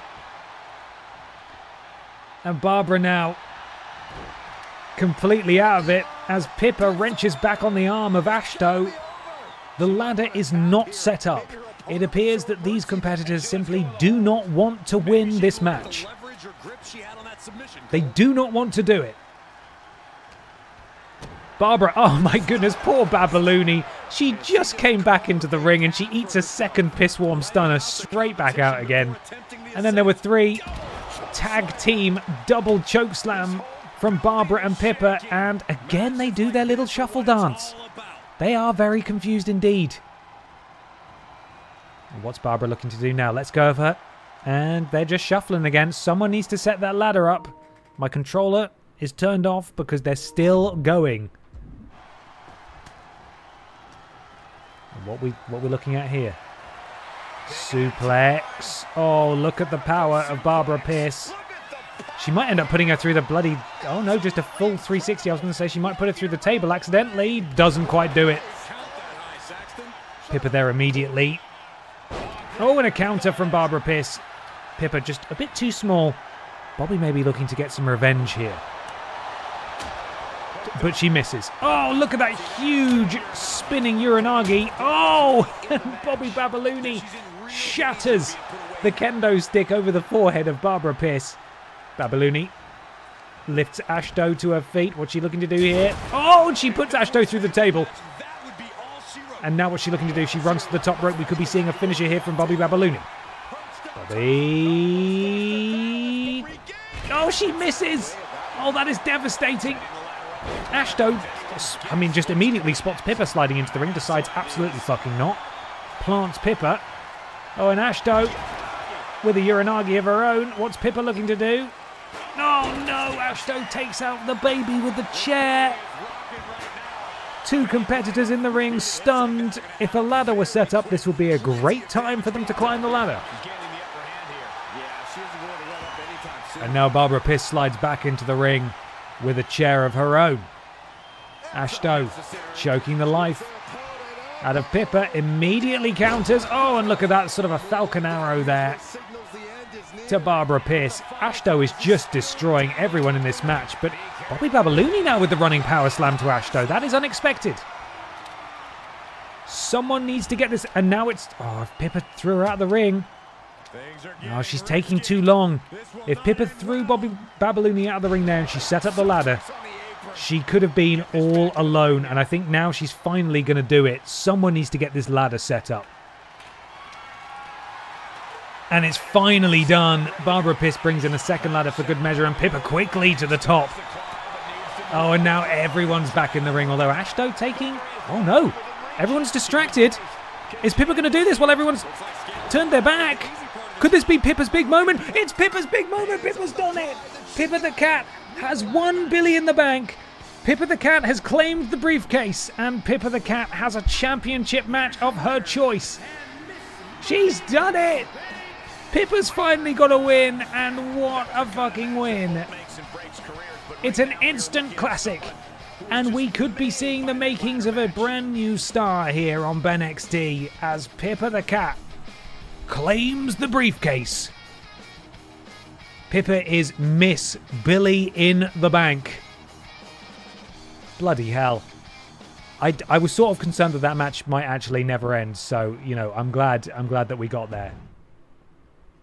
Wow. What a Billy in the Bank, eh?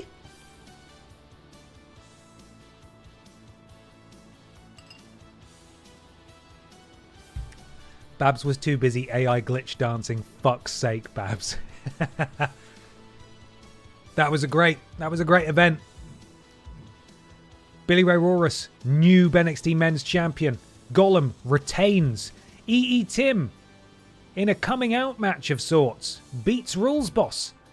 Trailing Badger and Mr. Black become the new BENXT Tag Team Champions. Grimace retains in dominating fashion once again. Rules Boss climbs the ladder, grabs the briefcase, and Pippa the Cat does the same on the women's side. I think I backed Babs. Glad Pippa won, though. She deserves it after the wrestle she's been through. I agree. Wow.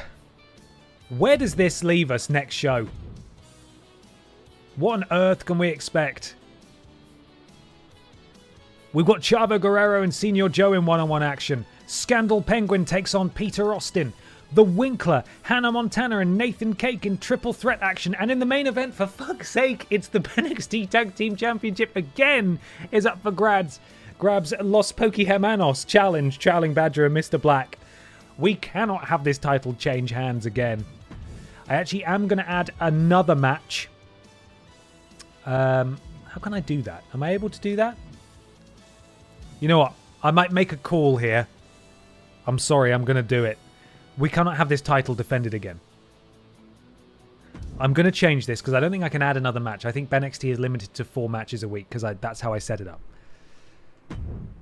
But what I can do is put our brand new competitors in here.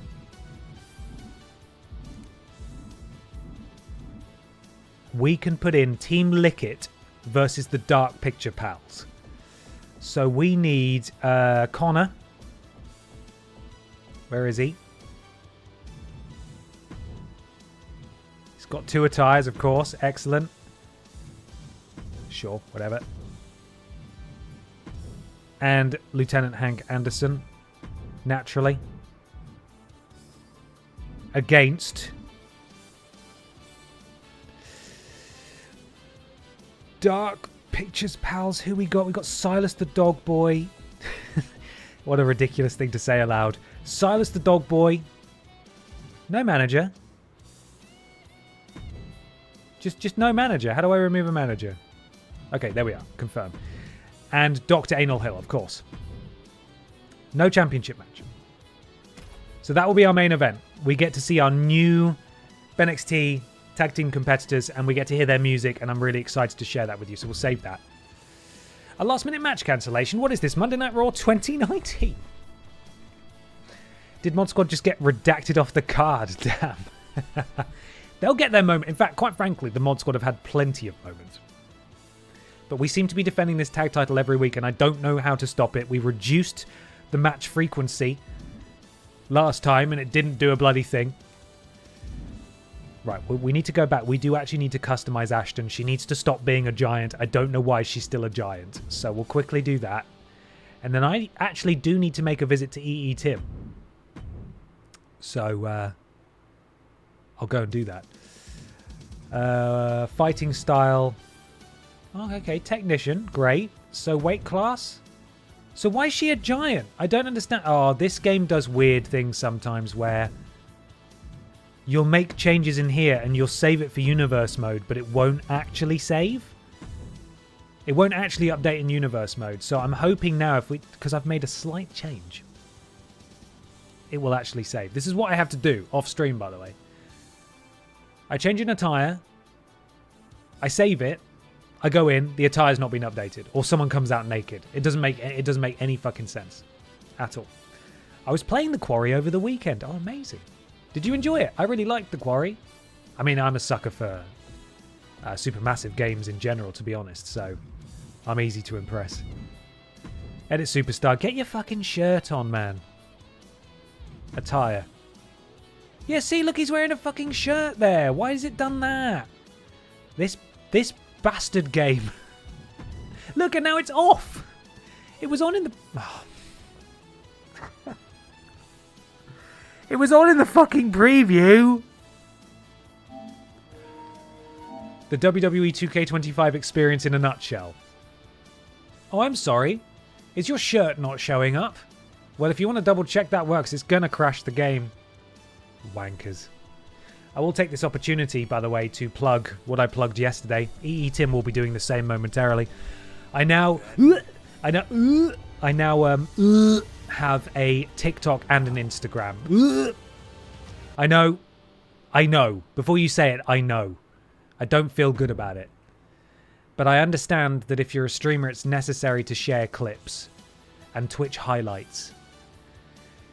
So, on my Instagram, and on my TikTok, from this weekend, I will begin uploading stream highlights. If you have either of those platforms and you're in a position to follow me, I would really appreciate it. It would help out a lot.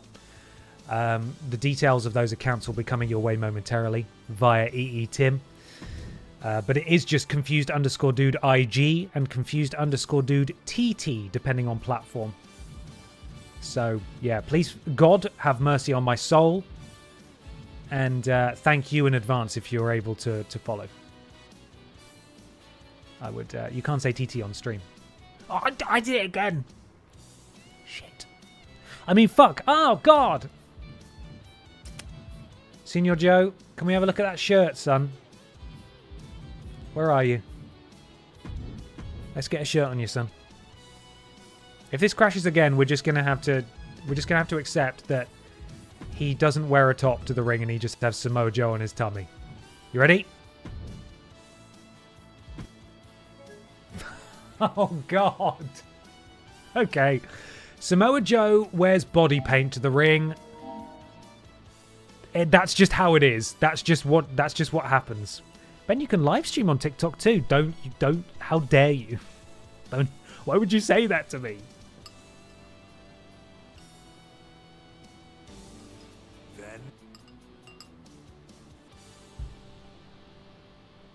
Oh, God, that's annoying. Okay.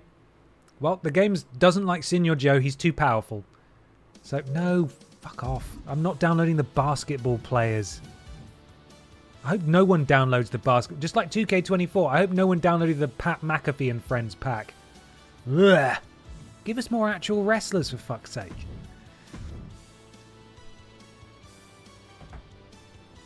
Okay. There he is, Dr. Anal Hill, ready for his debut in the main event.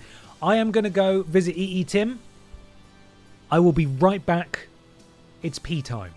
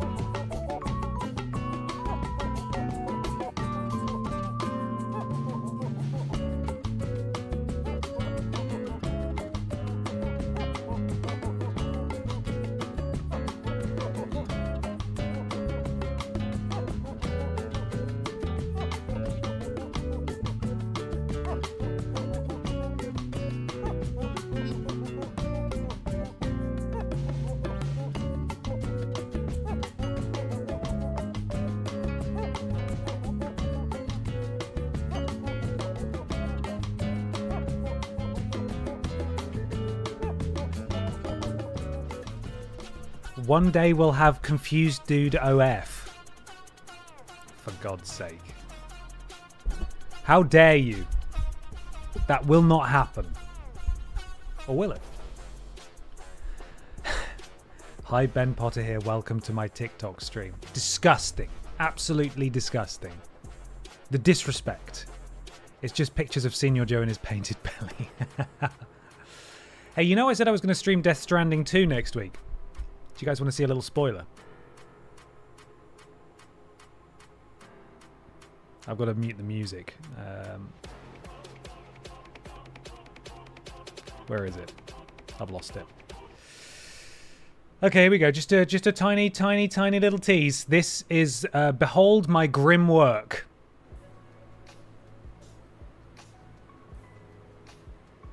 It's bad here. There you go. That's all you get.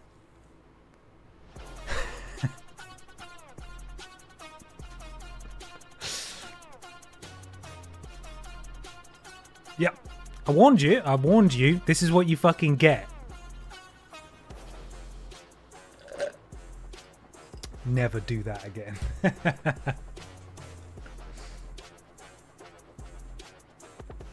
So, Death Stranding 2 next week, yeah? I'm aware that obviously the game launches this weekend. It's out now in early access, so I don't want to leave it too long. So I might shuffle around the stream schedule ever so slightly next week. We might do Death Stranding on Tuesday and move Pokemon to Wednesday potentially. We might move some things around. So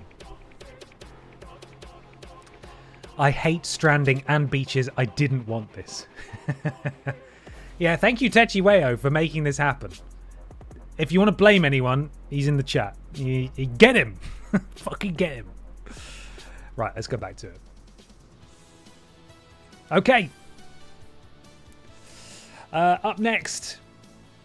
Regular BENXT scheduling. Charlie Guillermo Jr. takes on Senior Joe one-on-one action. First time we've seen Senior Joe in one-on-one action. Let's see if the Samoan Destroyer is able to take out the Lucha Libre legend. Predictions coming your way momentarily, and because this is one-on-one, the predictions overlay should work. Death Stranding poll for how long till Ben rage quits the game needs to be a thing. Well, funny you should mention that. Exciting news, we've also got a poll overlay now as well, so polls will be displayed on screen. It's all going off, it's all kicking off. No shirt, some shoes, still get service. Absolutely. Can we get a little bit of Scott Steiner in here? I think we can. I think we can do that. You know, they say all men are created equal, but you look at me and you look at Small Joe, and you can see that statement is not true. See, normally if you go one-on-one with another wrestler, you got a 50-50 chance of winning. But I'm a genetic freak, and I'm not normal. So you got a 25% at best at beating me. And then you add Kurt Angle to the mix, your chances of winning drastically go down. See, the three-way at Sacrifice, you got a 33 and a third chance of winning. But I got a 66 and 2/3 chance of winning because Kurt Angle knows he can't beat me. And he's not even going to try. So, Samoa Joe, you take your 33 and a third chance minus my 25% chance, and you got an 8 and a third chance of winning at Sacrifice. You know, they say all men are created equal, but you look at me and you look at Small Joe, and you can see that statement is not true. Are we back? Samoa Joe. He was too powerful. The Steiner math was too much. It couldn't handle it. It couldn't handle it.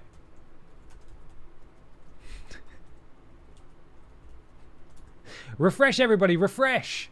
Oh, both of my monitors just flickered. I think Scott Steiner is in the room with us right now. For fuck's sake. That, to be fair, that was different.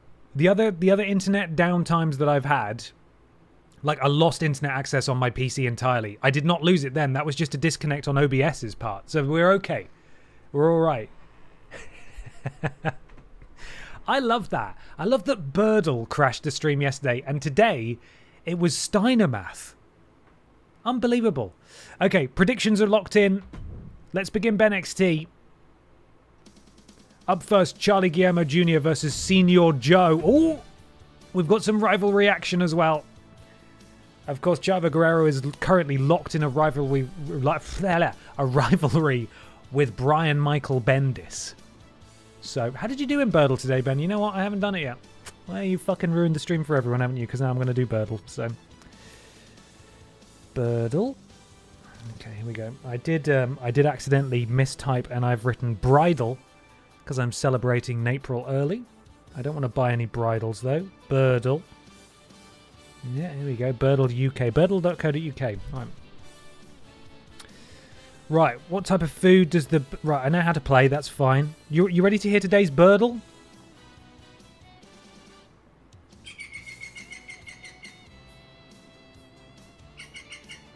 Does anybody know what that is?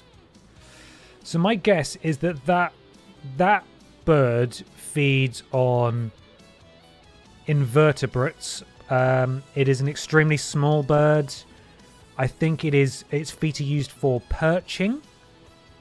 I think it lives in forests, and I'm going to guess that it is a long-tailed tit. Guess. Oh, I got 3 out of 5 right. Look at that. 3 out of 5. Great. It's not a long-tailed tit. So what is the size of the bird? Small, probably. Is it a short-toed tree creeper? It is not. It is not a short-toed tree beeper. So it must be a medium bird. And of course, it's probably a great tit.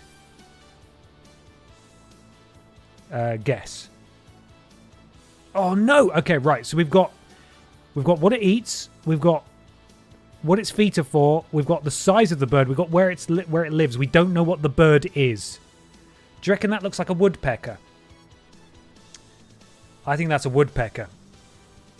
But the question is it a green woodpecker? That's it. That's the only option. Also, it has red on it. So, what is it? It's not a house sparrow. It's not a common blackbird. It's probably not a marsh harrier. I'm going to say it's a green woodpecker. Yeah, we did. It said cracking job. Green. We did it. Green woodpecker. That's today's Birdle. Spoilers. Green woodpecker. And usually for the woodpecker family, the green woodpecker can most often be found feeding on the ground instead of in the canopy. If you're lucky enough, you might even see one working its way across your garden or the local park, probing the grass for its insect prey. Their high-pitched, shrieking call is known as a yaffle, which is also a fun alternate name for this bird, and a bit less of a mouthful than its official name. Well done, everybody. There is a kind of bird called a fluffy-backed tit babbler. Thought you should know. I'm glad I know. Thank you, Ben. Okay, anyway, on with the wrestling. Stop distracting me, please. No more Birdle talk. The stream did survive this time, so that's good. We all learned a bit about British birds today, didn't we? Don't call me a yaffle. That's so fucking rude. Here we go. Charlie in action. Oh my god, they're in the ring already. Shenanigans are going to happen. Oh, look who it is. Everyone's been waiting for this match, Cole. Oh, BMB here, providing a bit of a distraction. Why is he here? Charlie a bit distracted now. Is Senior Joe going to take advantage?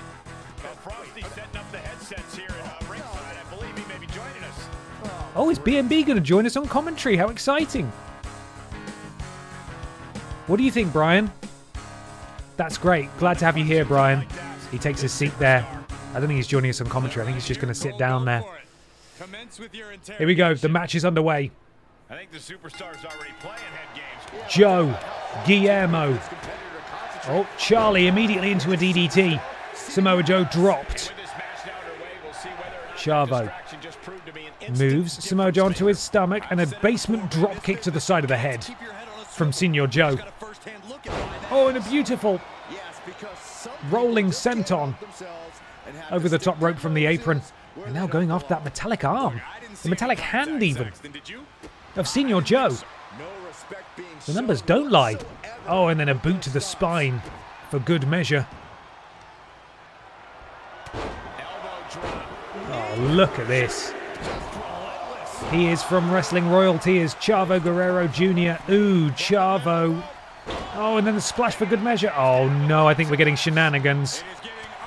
Chavo and Samoa Joe going back and forth. Chavo seemingly with the upper hand. And here comes Brian Michael Bendis. Oh, and he absolutely cleans the clock of Chavo Guerrero. That is going to be a disqualification. Samoa Joe wins via disqualification as BMB interrupts and takes out Chavo Guerrero. That is not the way that we wanted to see this fight go down. But it seems like BMB is not done yet. He goes to the top rope and a massive splash to Charlie Guillermo. And a boot to the stomach for good measure. Boots to the face from BMB. Oh, and this is devastating.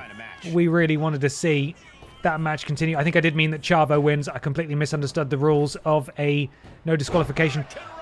Referees, I think we're going to have to cancel that prediction. It is not a fair one. It is not fair.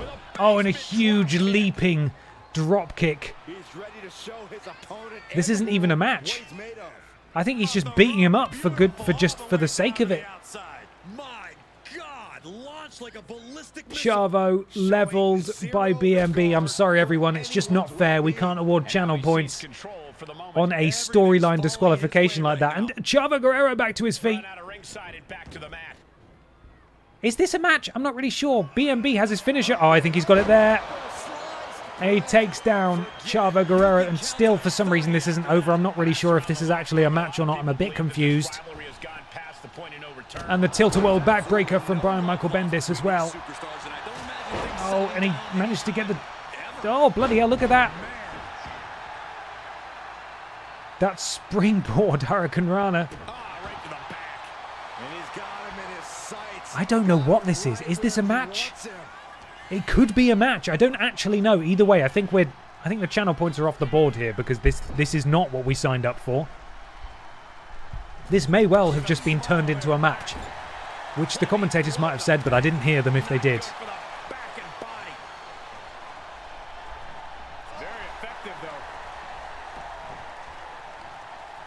Charlie, neck breaker to BMB. This will be very embarrassing for BMB if he's not able to pull out a victory here. Charlie up to the top rope, but BMB back to his feet, off the ropes, and look at this. The athleticism of Brian Michael Bendis takes down Charlie Guillermo. BMB nearly has his signature. Charlie Guillermo has his signature and his finisher. Oh, and that brainbuster from Charlie Guillermo. But that's not enough to Brian Michael Bendis. He's still down. Sends BMB into the ropes. Back. Tilt-a-whirl backbreaker of his own from Chavo Guerrero. Stamp to the stomach. Into the camel clutch here. This is agony on the lower back of poor Brian Michael Bendis. Brian Michael bending his back. All the way back. Chavo taunting. Maybe taking a little too long, but no, he's got time. BMB up on his shoulders. Smashes him face first over those ropes. I'm still not really sure if this is a match or not. Neither man going for a pin. We briefly went through the lights there. Chavo running all the way around the ring and then gets back in. Not really sure what that was about. BMB back in now. And now we see the two men trading strikes. Back and forth they go. Chavo. Oh, counter from Chavo. And another strike from Chavo. Another counter from Chavo. And then a drop kick. Takes down Brian Michael Bendis. And now Chavo's top rope. He's got his signature and his finisher. Could this be it? 5-star frog splash. And he's calling for something else. This could be the brainbuster that we just saw. No. Whoa, massive, massive powerbomb. That was a match, seemingly.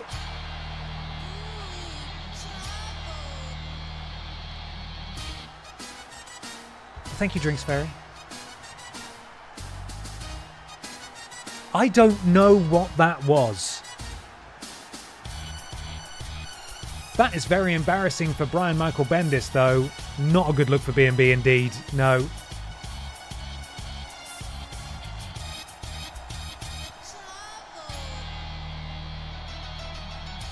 Not today, says BMB. Look at the momentum in this rivalry. All the way in the favour of Chavo Guerrero. BMB has not really done much of anything, bless him. He's really tried. But we move on.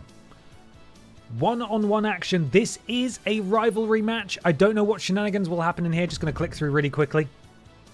Scandal Penguin takes on Peter Austin one-on-one, of course.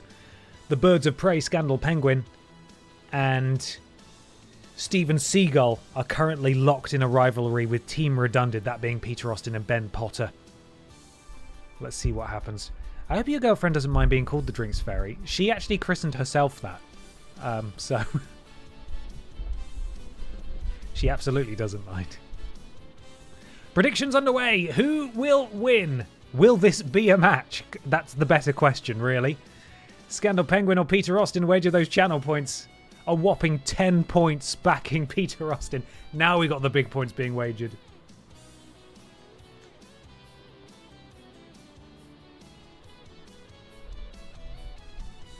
Had to go feed that cat. What happened? Well, the match between Samoa Joe and Chavo Guerrero was quickly interrupted by Brian Michael Bendis.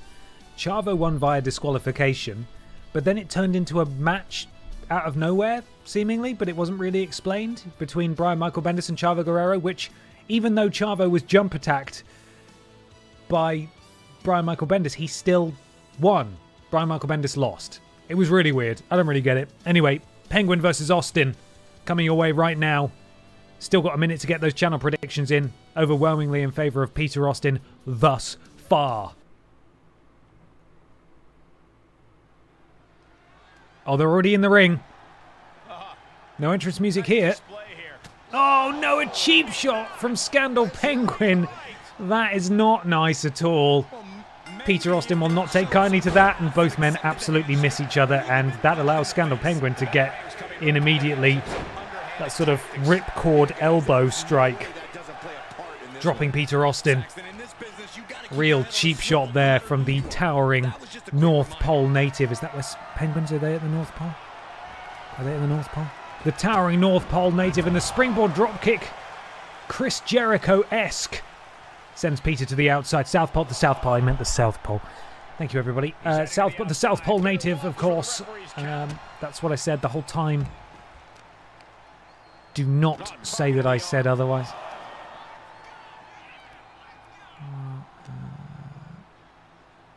And now gets tossed into the ring. Scandal Penguin. Just trying to find the music here. Vicious right forearm. Scandal Penguin and Steven Seagal have their own music, actually. Pretty cool. Hoisted up. Gutbuster. Gutbuster from Scandal Penguin, who jumps over the top rope. What's he looking for here? He beckons Peter Austin back to his feet. Springboard, dropkick, beautiful, lot of power in there. Into the cover, Peter Austin surely will kick out of that, does so at 2. Not yet.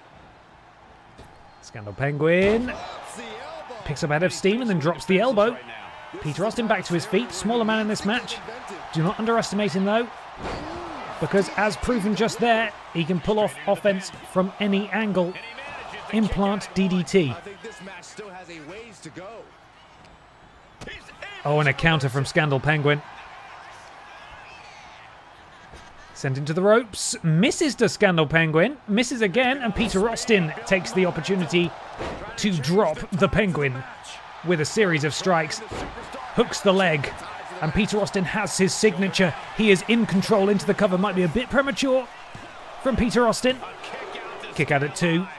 Peter, though, has his signature. As I said, if he can hit the signature and he can hit the finisher, it could be all over for Scandal Penguin. Perhaps a rather rapid victory for Team Redundant. Looks like he's going for the signature. Look at that beautiful German suplex into the bridge. Not quite enough, but Peter does have his finisher. Now, is he able to hit it straight away? The AI of these competitors often means that they don't do it straight away, which is baffling. Scandal Penguin with a counter. Oh, and the Scorpion Death Drop. And now Scandal Penguin has his signature. Can the Penguin land it? Counter from Peter. Oh, beautiful. That is Peter's finisher. Into the cover. Is this a victory for Peter Austin? I think it might be. That is a stunning turn of events. Brilliant. Absolutely brilliant from Peter Austin. He countered Scandal Penguin's signature, smashed it directly into a finisher, and Peter Austin is victorious on this occasion.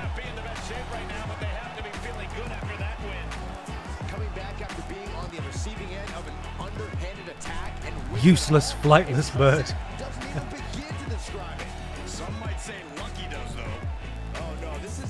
Brilliant from Peter. Absolutely brilliant. The momentum continues to swing in the favour of Team Redundant in this particular rivalry.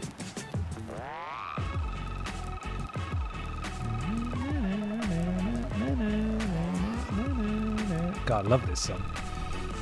Remember finding it on the YouTube audio library when we were setting up assets when we first started TripleJump. That's it. That's the song. That'll do. Scarlet Fire. Up next, triple threat action. As the dominant but recently in a minor slump, Hannah Montana takes on the Winkler, who of course we have not seen since his victorious cage match over the Mod Squad alongside the traitor Lord Brotovich, and Nathan Cake, who himself has had quite the rise in BENXT, although couldn't quite win the big one when he had the opportunity. Triple threat action. Triple threat action. Coming your way next, and predictions will be with you momentarily. It will not display on screen. More than 2 people, it doesn't work. Get your predictions in. Wager those channel points. Who's going to win? Winkler, Montana, Cake. Coming your way now.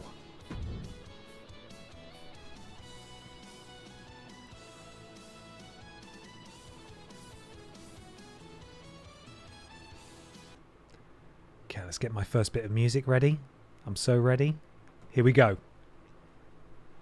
It's Winkler time. Don't tell Lord Brotovich, he'll be so jealous he's not here for the Winkler. And here he comes.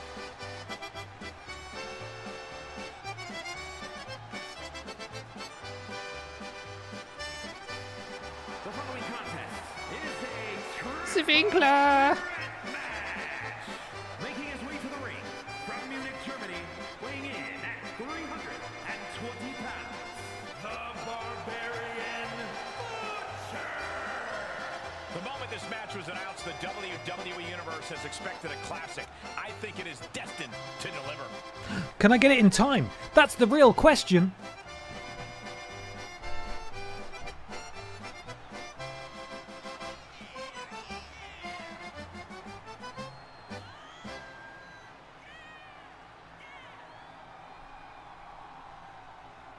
He is in perhaps the best shape of his career, and he will need that with the competition level this high. I often forget that I have this. It's fine. Lord Brotovich is not here, but I am. And I have my hat. Whew. We're ready for Hannah. This is an actual hat from Austria. This woman is the real deal. An actual hat from off of Austria. And his opponents, first from New York, It's got a feather and everything. You look at this competitor. Hannah looking to bounce back after a devastating loss at Billy in the Bank. We really believed in her, but it wasn't quite enough to see her win gold. Could your bias be showing any more, Saxton? You hate to admit a fact that paints a superstar. If any of you tell Lord Brotovich that I have this hat, I will deny it, so don't even bother. Do not even bother. And our boy, old Nathy Cake. Here he comes. Those aren't drums. That's the arena vibrating with the magnitude and the importance of Cake. weighing in at 309 pounds, Nathan Case. To this superstar, nothing is more important than leaving it all in the ring. The WWE Universe respects that no-nonsense, straightforward attitude. Well, in my opinion, this superstar is why the... I'm going to Iceland at the end of the year.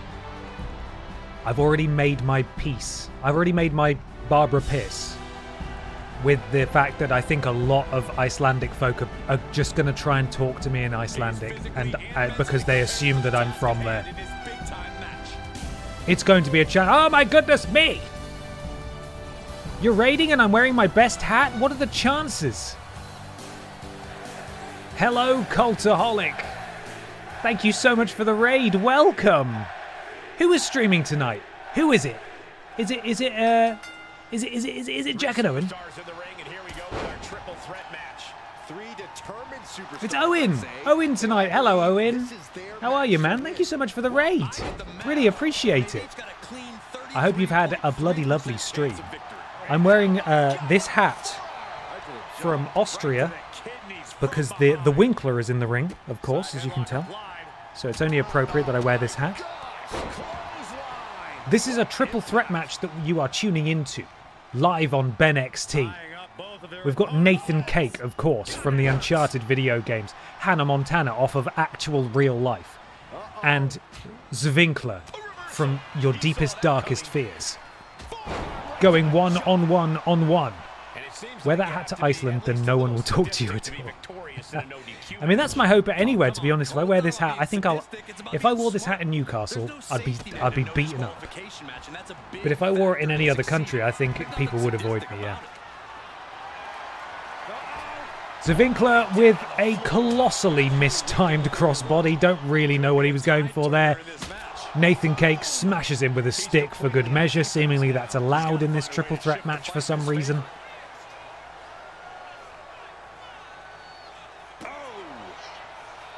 Isn't the Iceland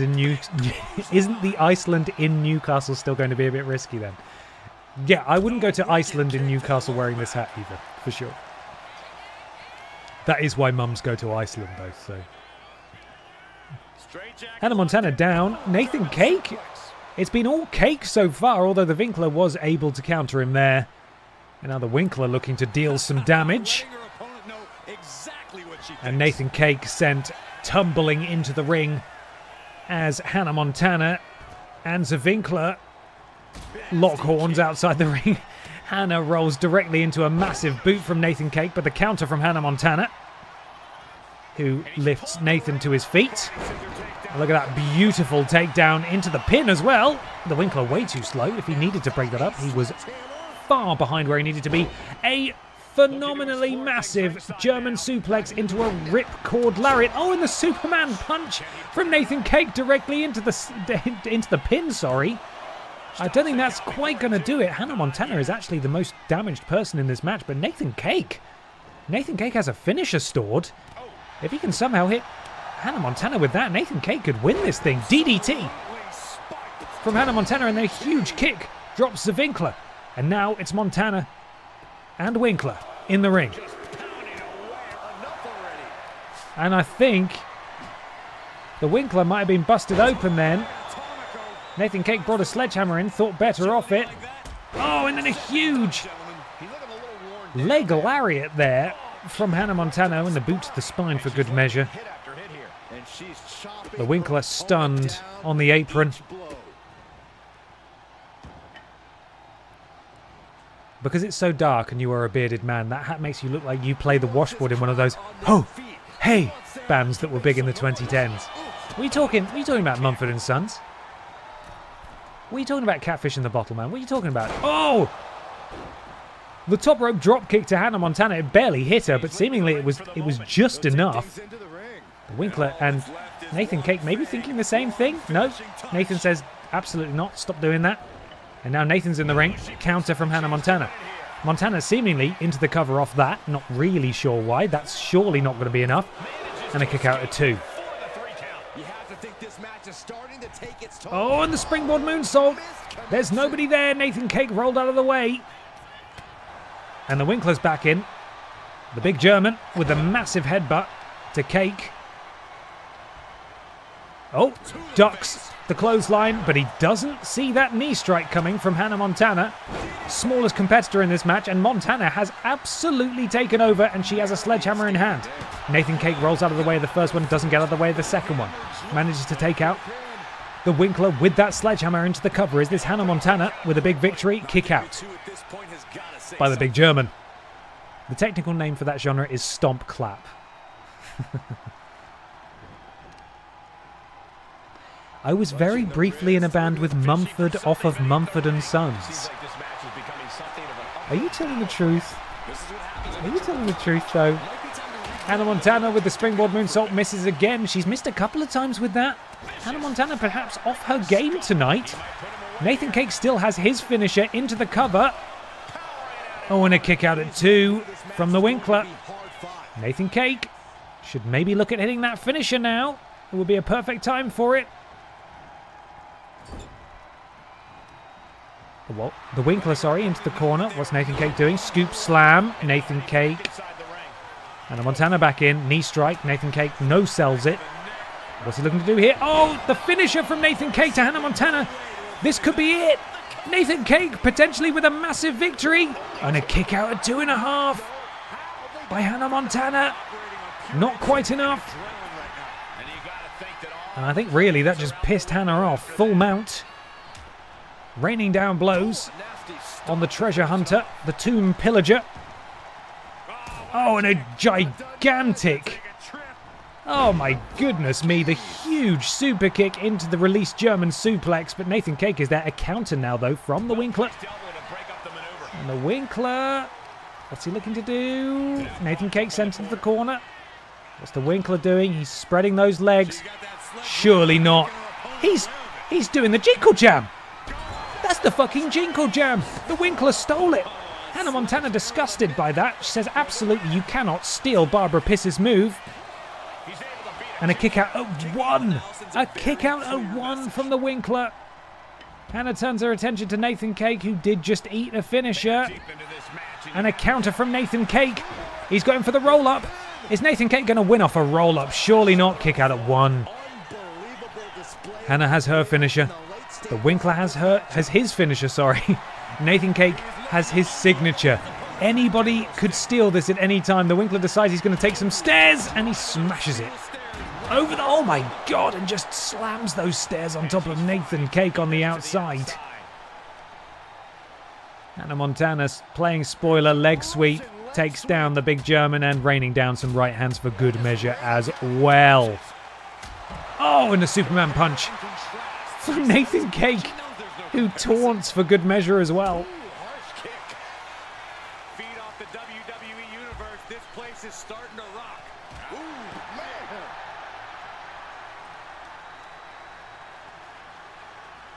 Front face lock applied with the underhook. Yep, first year of undergrad, we were in a uni jazz orchestra together. He dropped out after that semester. Mumford off of Mumford & Sons was in a band with Trowling Badger. Unbelievable. And then Rochinante, I hope I pronounced that correctly. I was very briefly in a band with Ted Dwayne, I don't know if I've pronounced that correctly, off of Mumford & Sons. Small world. Good Lord. Well, that's amazing. We've got 2 members of Mumford & Sons as far as I'm considering. What's he gonna do here? Unbelievable. Can you guys play us a song right now? That is absolutely bonkers. What a fun anecdote. That's awesome. Turning our attention back to BENXT, the Winkler now sends Hannah Montana into the ropes. Oh, and the knee strike. Oh, and then a kick to the back of the head. Nathan Cake there immediately. And what is Nathan Cake? Look at it. Oh, just the... I can't remember what that... The end of days? No? What's it called? Wasteland. It was Wade Barrett's finisher. I can't remember what he calls it.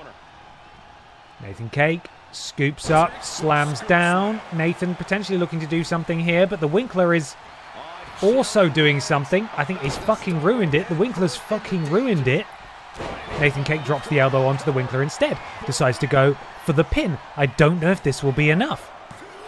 And that's a kick out at 2. This match continues. 4 stars now, say the viewers. 4 stars out of 5. No telling what you'll find under the ring here. The Winkler. Oh my goodness. The Winkler hits a soul snatcher.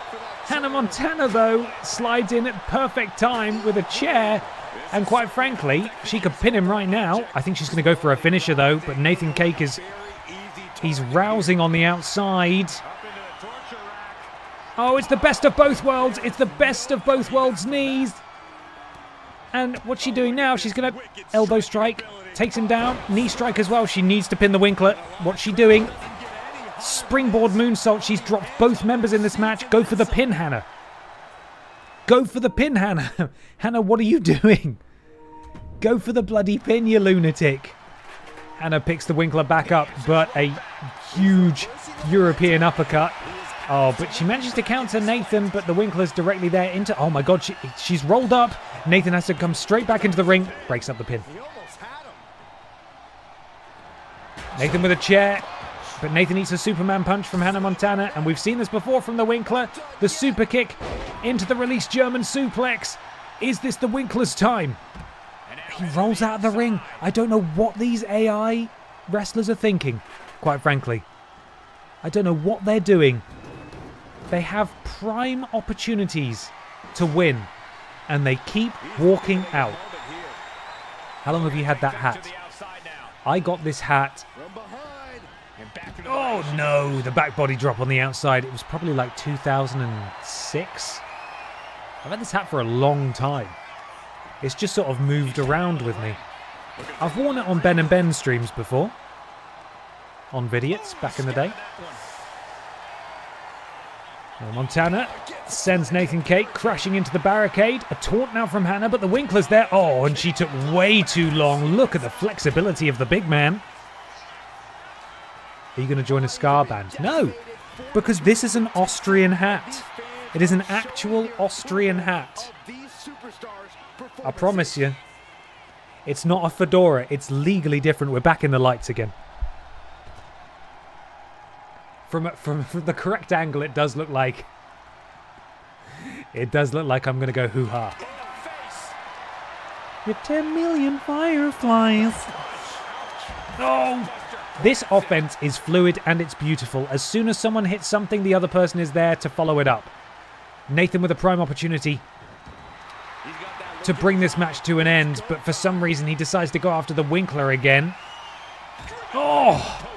Sends him directly into that ring post. This match continues. Nathan going up top. I think he's going to try and attack the outside. Hannah, though, intercepts. This is Hannah's opportunity to finally win this match. The Winkler, though, sliding into the ring very, very slowly. Does he have time? Oh, he does. He just has time. Fingertips.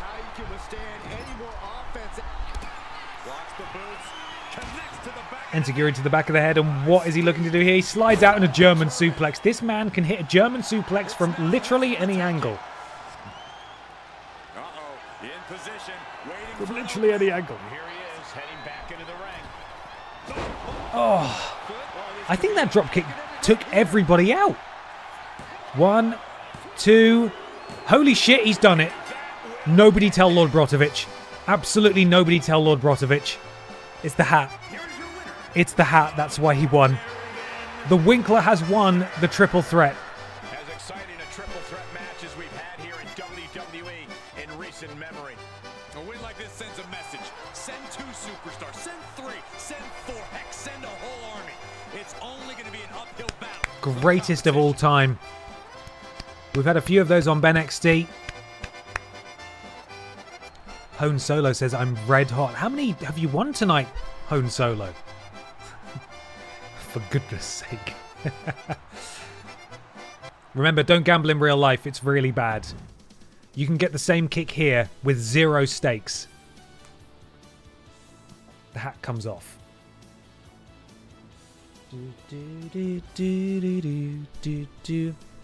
Guys, I am beyond excited to debut this music. I really genuinely am. So much so that I am going to turn off my camera and mute my microphone. Because the music for Team Lickit, Lieutenant Hank Anderson and Connor from Detroit Become Human, is phenomenal. The music for the Dark Picture Pals is, quite frankly, on another fucking level. Unbelievable work from Ben Cooper and his friend James, who he got to do lyrics, got to do the vocals, for this. The vocals include as many Supermassive Games, Dark Pictures games references as possible. It sounds like Stained. It sounds a bit like Alter Bridge. I can't wait. I cannot wait to show you this. I've been humming it all week. Ben's been doing the same. Apparently, the vocalist James has also been doing the same. I'm so excited. Predictions coming your way momentarily. Get them locked in. To completely unsully this entrance, I'll probably wait until the predictions end before I actually start the match. And then we'll go. I really hope you enjoy these.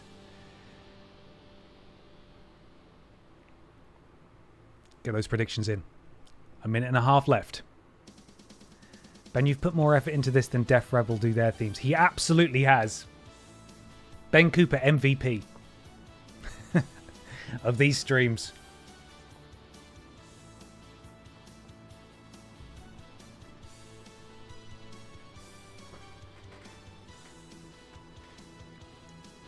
Dark Pictures Pals ahead with 70% of the vote. 67 now. Can we get it to 69? That's the question. It's up to you guys.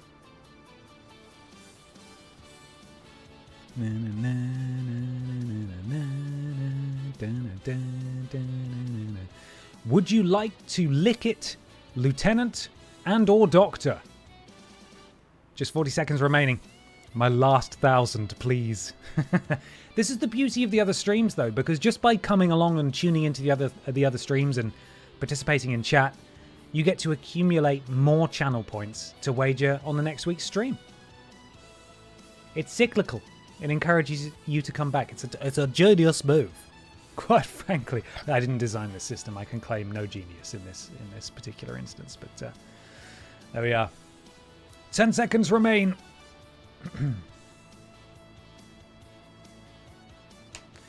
Here we go, everybody.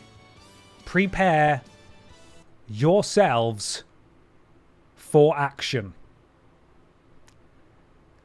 I'm going to disappear now as we do this thing. I've disappeared. I'm still here in microphone form. I've got to scroll down to the microphone thing.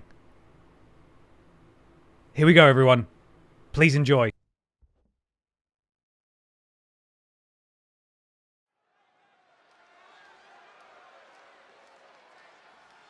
Here comes Drop dead, motherfucker, you fucking amateurs.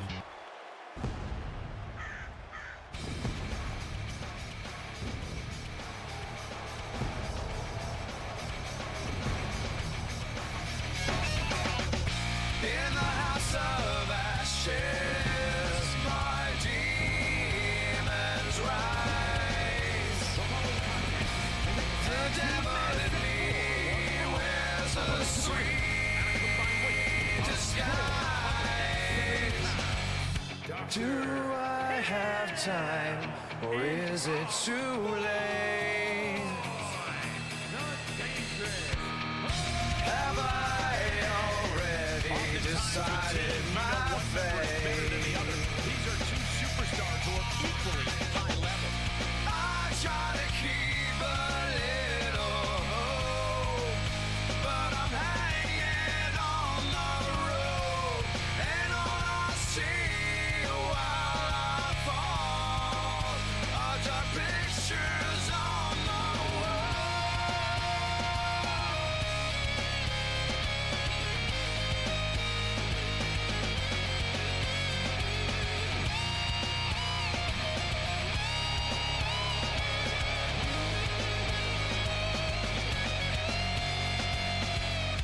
Do I have time, or is it too late? Have I already decided mine? I try to keep a little hope, but I'm hanging on the rope, and all I see while I fall are dark pictures on the wall.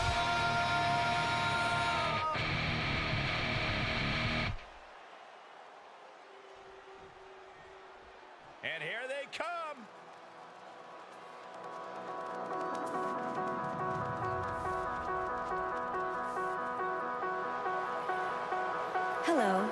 Welcome to the Detroit experience.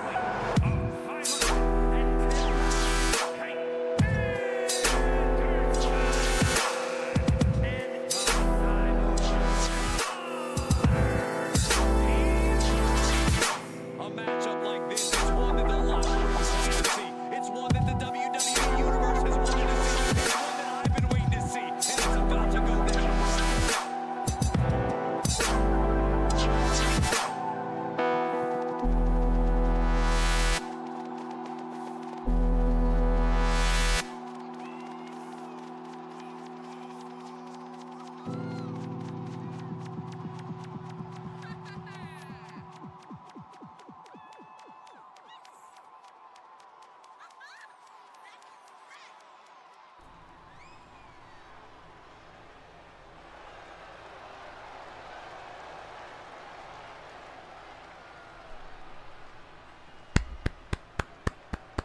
Ben Cooper. Unbelievable. Did I accidentally play Dick Mychinko's theme to begin with? Yes, I did. Yes, it's so close in the alphabet. Drop dead, motherfucker, you. That's my bad. It did undercut the significance of the entrance ever so slightly. But I hope you enjoyed those songs. Absolutely unbelievable stuff. So impressed. So impressed by that. The Dark Pictures pals take on Team Lickit on BENXT now. Wazlai, thank you so much for the subscribe. Welcome to the thickness, my friend. I get to do it again. Hang on. Wet dreams and thick streams, ahoy hoy. Welcome to the thickness. Oh! Lieutenant Hank Anderson completely misses with that butt drop there. And Dr. Anal Hill raining down the strikes. I just can't get over that song. It's just so good.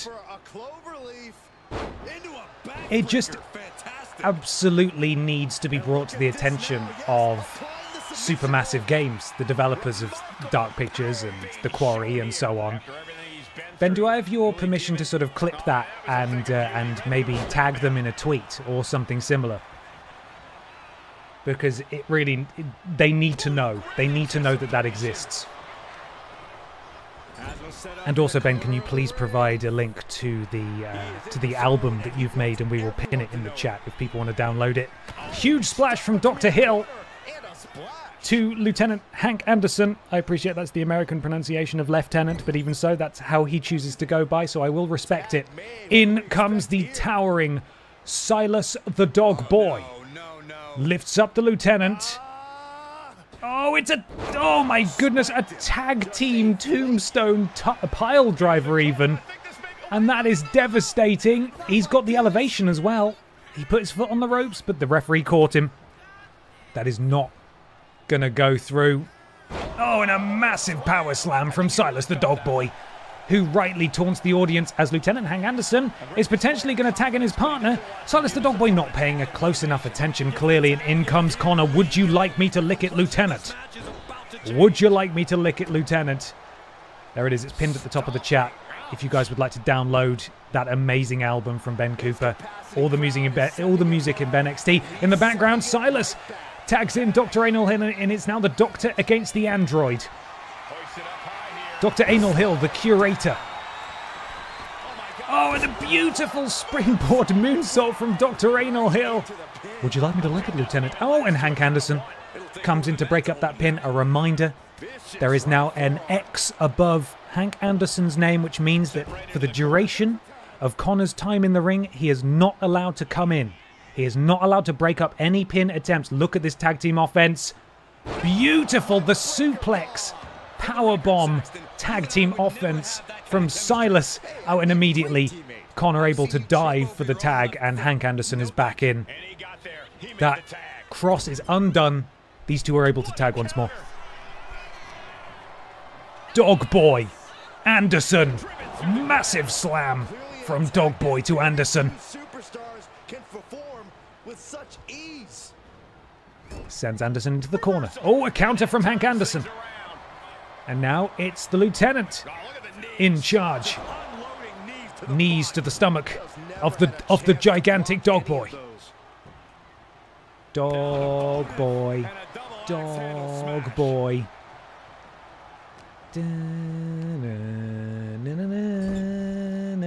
Could we be seeing some tag team offense here? Yes, we will. Team Lickit get some tag team maneuvers in. What are we looking at? Oh, look at that. Oh, my goodness. And then the elbow drop with the knees to the spine. Oh, and a beautiful elbow drop springboard from Connor. I would like you to lick it. I would. I genuinely would. Connor trapping the hand, stamping on the shoulder. Silas the Dog Boy seemingly coming into this fight pretty bashed up already, covered in blood. But is it his blood, or is it in fact the blood of his enemies? Difficult to say. And another tag team maneuver from Team Lickit.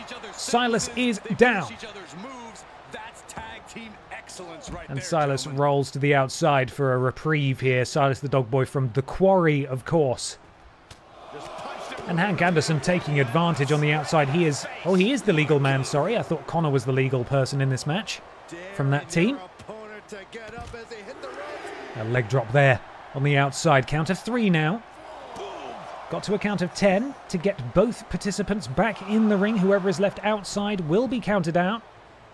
A pretty embarrassing miss there from Silas, and Hank Anderson taking his time turning around. Surely Silas has enough time to counter this, but he just casually steps out the way, and that's fine. Massive overhand chop. Nice neck breaker. And he's ready to switch things up, tagging out. In comes the curator. Saying Silas like the creep lady in that game is one of my main vocal stims. Do you mean Silas? Silas. Kick out of 1 by the curator. Sent into hostile territory is Dr. Anal Hill. Another tag. This is great tag team offense by Team Lickit. Oh my goodness me, look at that. But the curator springs back to his feet. Unfortunately, Connor there waiting for him. Hip toss takes him down. What is Connor looking to do now? Big moonsault. Beautiful moonsault, if I may say so myself. Connor again sending. Look at this tag team. I've got to say, as impressive as the music is of the Dark Pictures pals, the tag team ingenuity, the fluidity of Team Lickit is unbelievable. And I believe that might have been a signature maneuver to the curator. I thought he was going for a cover there, but no, he's just going to punch him in the face over and over again. Fair play. Hank Anderson, again, more strikes raining down to the face of the curator. Spins him over. What's he looking to do here? Continuing to work on the arm. Potentially, no, just wrenching the arm back. Disrespectful boots to the side of the head of Dr. Anal Hill. And again, could we be seeing... Oh, and the curator makes a lucky escape there, but unfortunately not fast. Oh, and he ducks again. The curator very wily here. He's trying to choke the life out of Hank Anderson. Manages to fall back. And can the lieutenant escape this submission? Connor decides that is too dangerous, but he eats a German suplex from Connor. Dr. Anal Hill on fire here. Perhaps the correct time to tag in Silas the Dog Boy, who is now into the ring. And Hank Anderson is going to face a reckoning unlike anything he has faced before as the Dog Boy delivers that back elbow. But a counter from Hank Anderson, playing possum. And we could be seeing another tag here, another tag team maneuver, and we are. These two just work together so well. And quite frankly, it's a different tag team move every single time they tag out, which is also impressive and thankful because it gives us a bit of variety. What are we looking at here, Connor? Running all the way around the ring, and a spear! A spear takes down Silas. Silas. Oh! Sent stomach first. Into those stairs is Silas the Dog Boy. Up to a count of 5. 6 now. These two taking a lot of time on the outside. 7. Connor needs to get back in the ring. We cannot win this via count out. Come on, guys. Connor back in. 9. A count of 9. He's too slow. He's taking ages. That was literally a 10 count. That was a fraction of a second, and that is a beautiful fisherman's buster from Connor, who was lying in wait. Arm extended, tags his teammate in. That was so close into the cover. Goes Hank. Kick out at 1 from Silas the Dog Boy. Rigged. Incredible resolve on display. These competitors have been Hank perhaps looking for another tag team move. This is getting ridiculous now. These poor, the Dark Pictures pals. Oh. They're all music, no substance. I mean, on their own, phenomenal wrestlers, but I think we got a finisher here. He's trying to choke the life. He's got him in a guillotine submission. The curator decides he's seen enough. He breaks that up, of course. Dr. Anal Hill will not be allowed to break up another pinfall or submission as long as Silas the Dog Boy is in the match. Silas is in bad shape, though. Full red body, full red head, and again, another tag from Team Lickit.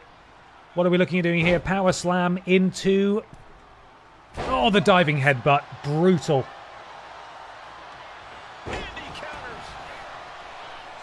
And a counter from Silas. But his partner is nowhere to be seen. He's gone on a jolly on the outside, and Silas the Dog Boy takes him down. What's he doing? I think he's biting his neck. You don't like to see this. This is not okay. I think he is biting him. I think Silas the Dog Boy is biting Hank Anderson. He has his finisher as well, Silas here. Into the cover. Is that enough? Break up immediately by Connor. Of course, Connor now not allowed back in the ring either. If Silas can hit his finisher... I think he's doing it. Oh my god, he's fully choking. He's lifted him off the floor like Darth Vader. He's fucking done it. He's choked the absolute life out of him. The Dark Pictures pals have picked up the victory over Team Lickit. That was brutal.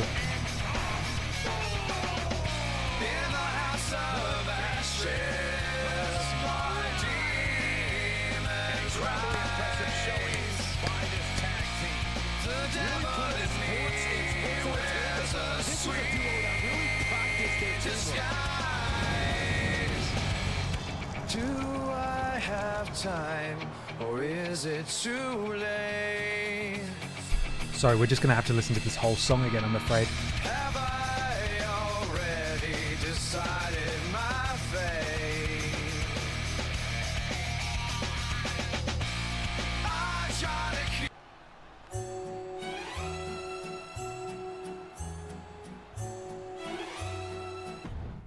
There we are. Unbelievable, what a debut.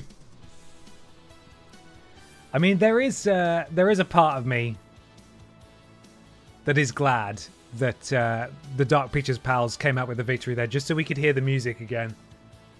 It's beautiful. Ben Cooper, that is your magnum opus. And we're just getting started, I say, as Ben Cooper goes, oh, for fuck's sake, I've got to make even more music now. There are, of course, still outstanding roster members who hopefully we will get to in time. Unfortunately, our chief... character creator is on holiday this week, so we'll get to that eventually. But yeah, that was amazing. It really looked like Team Lickit was going to win that one. They were all over the Dark Pictures pals, but Silas the Dog Boy full on lifting Lieutenant Hank Anderson off his feet and choking him to death. It's a hell of a victory. A dominating performance, really. And that's another episode of BENXT in the bag. By which I mean we've still got 22 minutes left of this stream. So we can hopefully check out a couple more matches. These two at it again. Charlie Guillermo. Brian Michael Bendis. This rivalry so far has been extremely one-sided. Chavo has just kicked Brian's ass, quite frankly. Scandal Penguin this time takes on Ben Potter in a promo battle. Whatever the fuck that means. Oh my goodness, we have a 6-superstar battle royal. Grimace, the women's champion. Sorry, yeah, Grimace, the women's champion. Ann Horse, Barbara Piss, Miss Billy in the Bag, Pippa the Cat, Bobby Babalooni, and Miss This Legs. all take each other on in a battle royal. And in the main event, Rules Boss challenges Billy Ray Walrus for his BENXT Men's Championship. My goodness me. I used to have an Irish cat called Magnum Opus. Opus, sorry. Fuck, I fucked it up. I'm so sorry. Let's start the show. Rivalry action. Skip that bollocks. Don't want to know what the spoilers are. Charlie Guillermo takes on Brian Michael Bendis in our opening match. Predictions coming your way very, very shortly indeed. Get ready.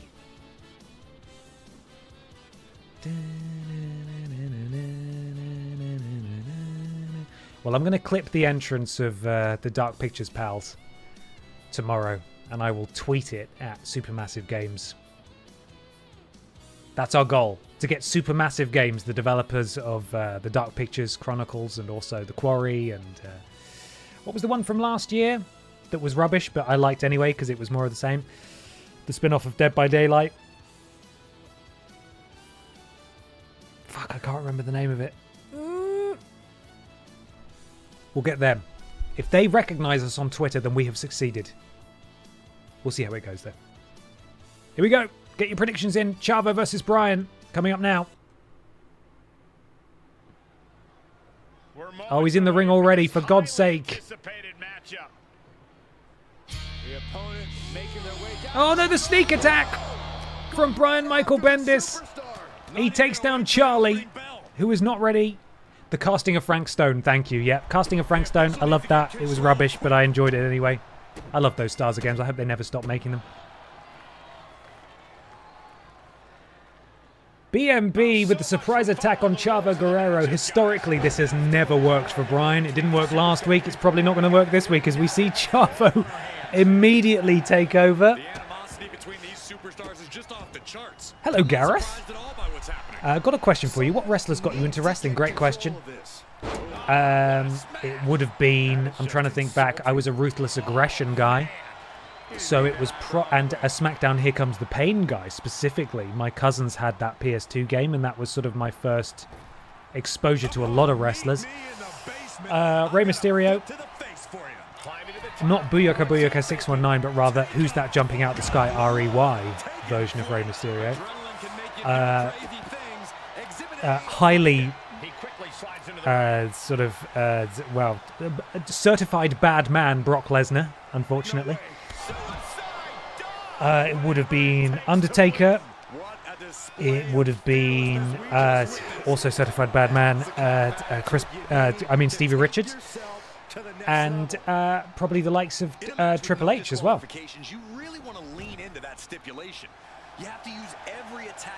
So there we go. Right. Anyway, back to the action. Oh, Eddie Guerrero, of course, as well. Eddie Guerrero too. Kane got me into wrestling. He was huge and red and made fire, and I was 7 years old. That's the magic of wrestling, isn't it? Standing moonsault. Shooting star press. That's what I said. From BMB. The Rock, John Cena. John Cena was just sort of like, he was the doctor of thugonomics when I was first introduced to wrestling, and I thought that was fine, but he wasn't like a huge star.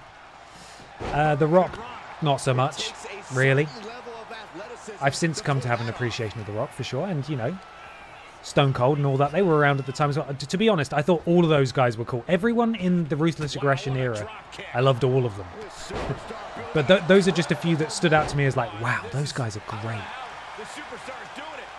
BMB sweeps the leg. Chavo is down. You're very welcome, Gareth. Lovely to see you. Thank you for dropping by. Calling Chavo to his feet is BMB. Look at that Meteora. Bloody hell! Could this be? Could this be? Wrong one. Could this be Brian's night? That's a signature from Brian, but for some reason Chavo directly back to his feet. Brian has his finisher. Could Brian actually get a victory over Chavo here? No. Chavo now on the offense, the chops and the strikes.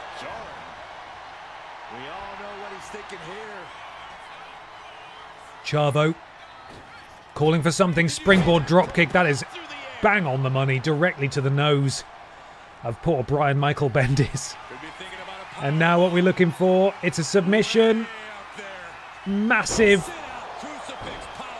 sit-out crucifix powerbomb. Thanks, Corey. That's exactly what I was going to say. And I think he's going to go for the pin off that. Surely, Brian, you can't lose again. That was yours to win. Oh, Chavo's going for his finisher. Brian needs to counter. It doesn't look like he's done it. And it looks like that huge brain buster. Oh, no, hang on. Brian's getting straight back to his feet.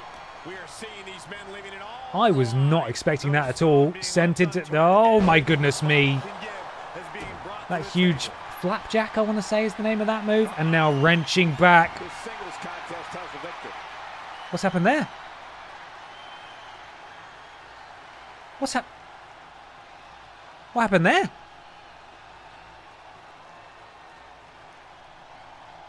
Did he just give up? Was that it? Hang on. I'm just getting word from the referee. Yeah, that's Chavo's.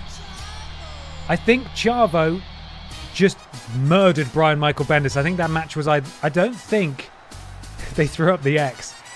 I don't think that was a tap out. I think that was a... Brian cannot continue. Stop it.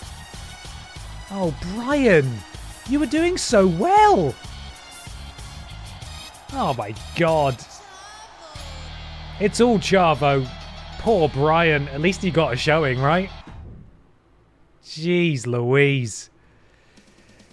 Well, Scandal Penguin was unlucky last week against the other member of Team Redundant, that being Peter Austin. Can he get the one up on Ben Potter this time? We'll see. Hang on, I've misread that. This is a promo, this is not a match. I believe historically these have turned into matches. If that is the case, then predictions will begin once the match does. But as it stands, this is just a promo. So we will see. We'll see what happens. I don't know what's going to happen here.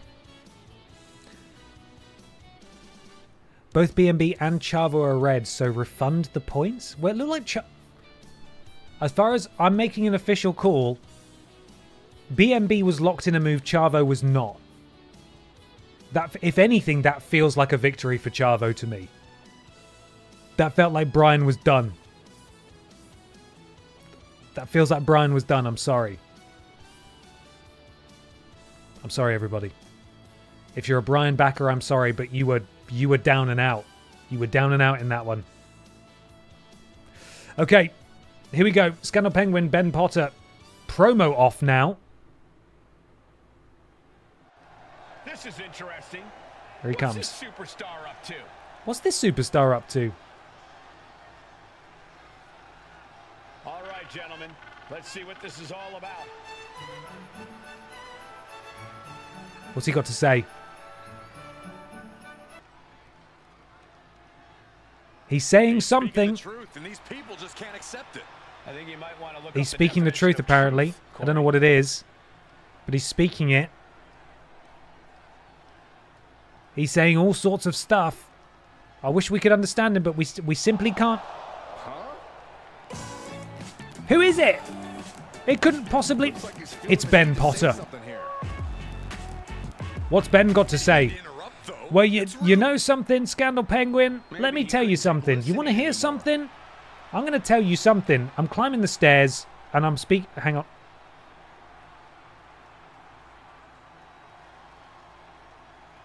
You know, up close, I don't think you're actually a penguin. I actually think you might be a man inside a penguin suit. I'm not convinced that you're actually from the South Pole. I heard you're from the North Pole. Oh, we get to make it. Oh, okay. The decision was made. You're on. What? Will officially be over on the next show. Yes, Axton. Soon it will be time for actions to do the talking. Okay, looks like they didn't agree to a match. Looks like there might be a match next week. Fuck knows what that was. That was weird. Okay. Well, it looks like the final thing we'll be doing today is this 6-superstar battle royal. Grimace, the women's champion, Pippa the cat, Billy in the bank, briefcase holder. I am glad, quite frankly, that the briefcase holders have not cashed in their briefcases yet. I hope it's a little more nuanced in this year's game, but we will see. Ann Horse, Babaloony, Piss, Legs, all to come. Piss Legs. This will be a prediction that cannot appear on... Oh God, Lord Brotovich is here. No one tell him what happened earlier. Sad you can't upload penguin noises to play on repeat when he does a promo. That would be amazing.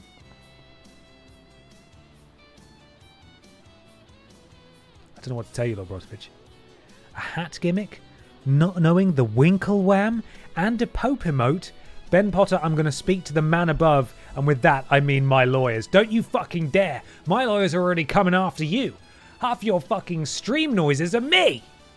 Despicable. Unbelievable. It will not stand up in court. Get your prediction. I hope you're having a lovely holiday. Get your predictions in, everybody. It's well deserved. Get your predictions in, everybody. Grimace is the overwhelming favourite. Of course, Grimace won a battle royal to become the women's champion in the first place. So we got Barbara... No, we got Grimace out first, I think. Grimace and then Pippa. I'm going to have to do these on the fly. It's a lot of music to remember. Here we go, everyone.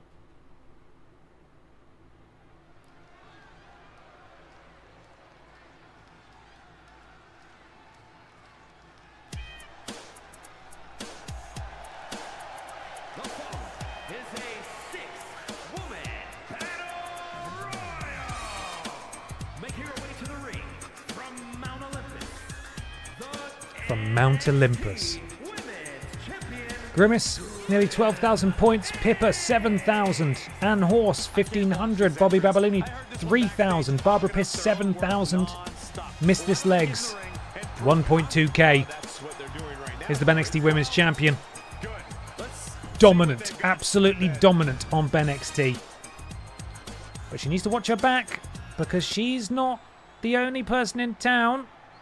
In fact, this particular superstar is a genuine threat. Could cash that in at any time.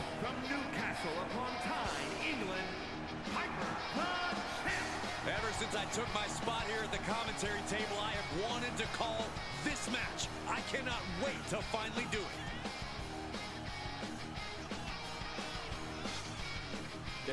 Look at the cat.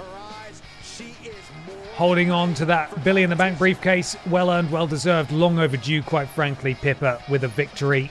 So happy for her. Stiff competition tonight, though. May not be the time to cash in. Can't remember who's next. Can't remember who this is. This is, of course... Is this Ann Horse? It's Ann Horse.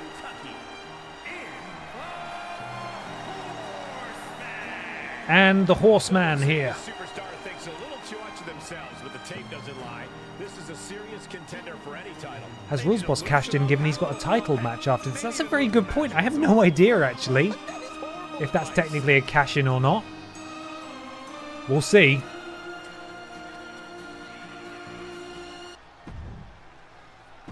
Oh, premature ending to the music there. That's fine. We're okay with that. Oh God, who's this? This is Bobby. It is. This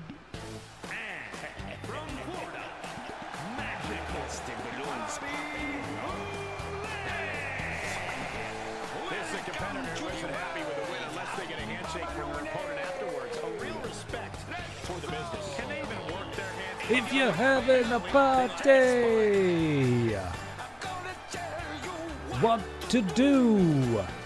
Just call Babaloony.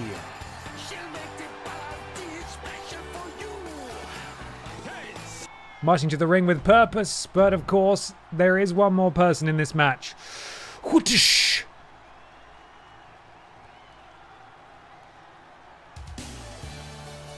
In fact, I think there's 2 more people in this match.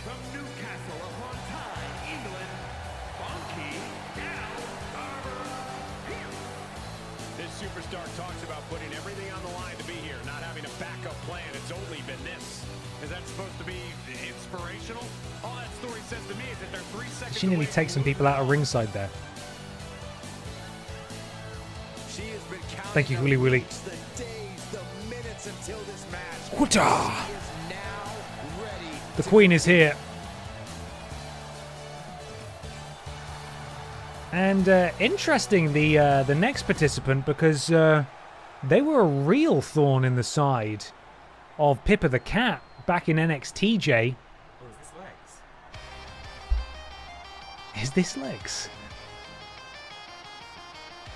And now she enters a battle royal. 7 feet tall, Jesus. Miss This Legs makes her BENXT debut. Can Pippa overcome her historical rival in this battle royal? We'll see. And we're off. 6 members of this match. Of course, in a battle royal, you need to eliminate someone by throwing them over the top rope. Both feet must touch the floor for someone to be eliminated. Last person left standing is the victor.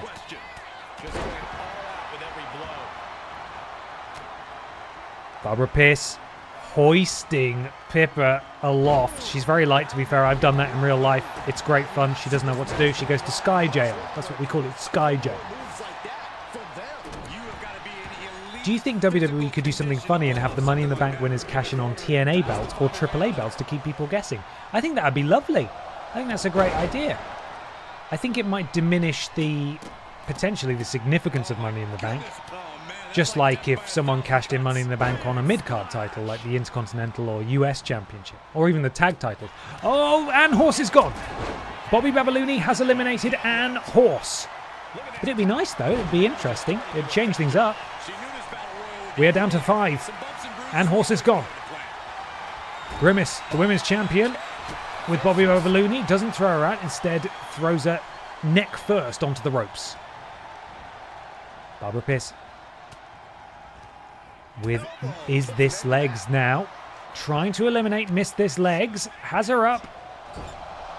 Has her higher. Oh, Miss This Legs clings on. Hanging on to the bottom rope, is not technically eliminated and is able to roll back into the ring. Legs. Pierce. Counter from Pierce. Oh, the champion sent over the top rope. Hasn't gone yet. Able to climb back in. Oh, and it looks like Legs has gone. Legs has gone. Pierce has eliminated Legs. Oh my goodness, and look at that backdrop. Holding the arms of Pippa as well. The legs, I suppose, of Pippa. And now there are 4. Pippa. Barbara Pierce. The women's champion, Grimace. And Bobby Babalooni. I have decided, as has been the case with previous Battle Royals, that the winner of this will get a title match.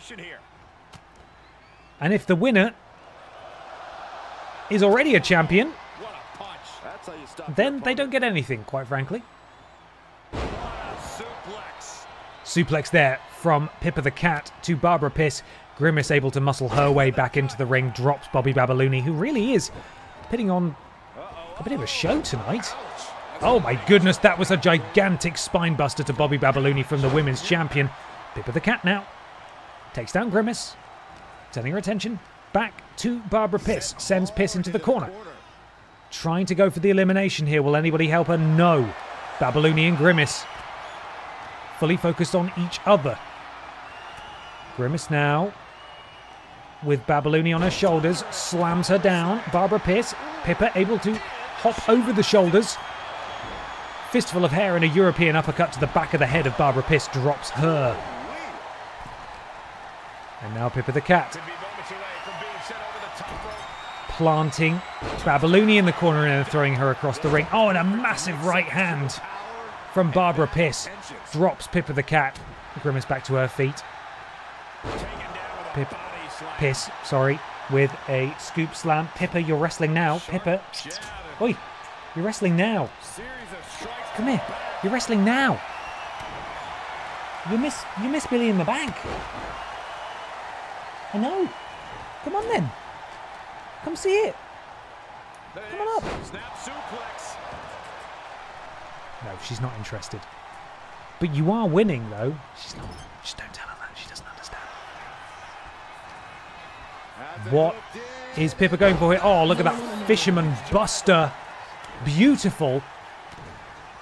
Could she go for the elimination here? I think she's going for it. And she's got her. Bobby Babalini is gone. We are down to Pippa the Cat. Oh no, the Sparkle Splash. That's the first time we've seen the Sparkle Splash from Barbara Pierce. It completely missed, but thankfully Grimace and Pippa the Cat were focusing on each other, so she managed to go completely unscathed there, you know, apart from landing face first on the canvas. Oh no! Pippa the Cat has been eliminated. We are down to champion and challenger of just the other week. Our rivalry renewed. Barbara Pierce and Grimace are back in the ring, and that is a huge signature maneuver. Oh no, this might be all Grimace again. This could be all Grimace. Grimace can't keep getting away with this. This is outrageous. Come on.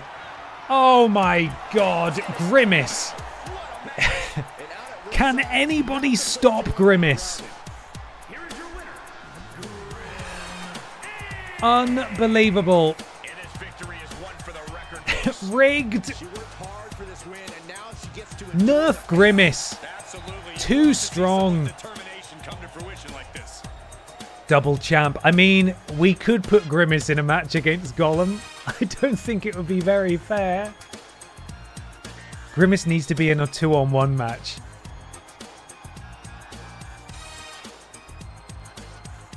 Yes, Grimace. Made me like 40k over 2 matches, boy.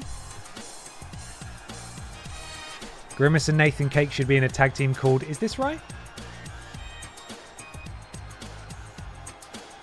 How does she keep doing it? Grimace is the success story Nia Jax could never be. Debuff those McNuggies. You know, quite frankly, I'm fascinated to see what Grimace's stats are like, because she just keeps winning. She just keeps winning, so surely her stats are just unreal now. Let's have a look.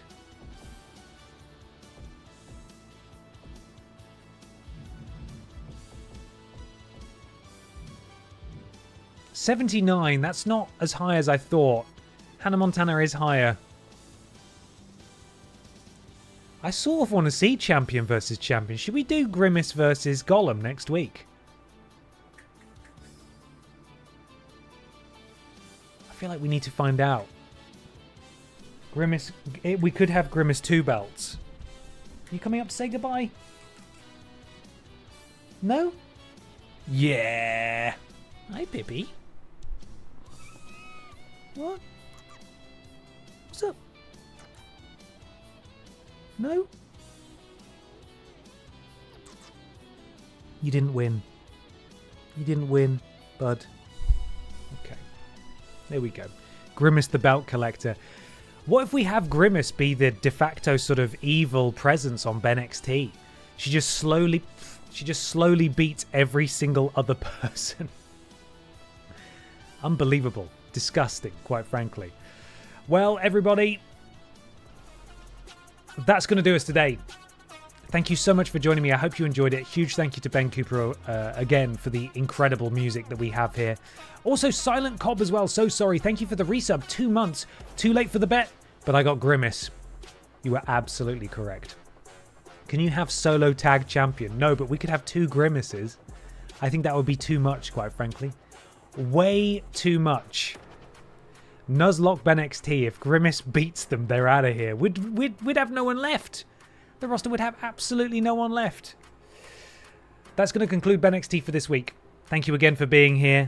Really appreciate it. This is so much fun. I look forward to this every single week. You guys make it for me, so thank you.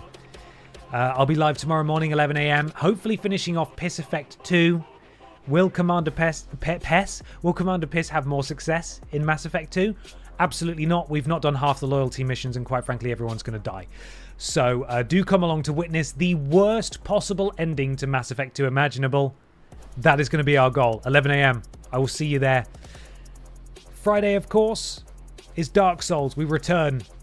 Barbie Pissdottir, the daughter of Barbara Piss, making her agonizing way through Japanese Dark Souls. She has been trained up. She's leveled up a fair bit. She's got better equipment.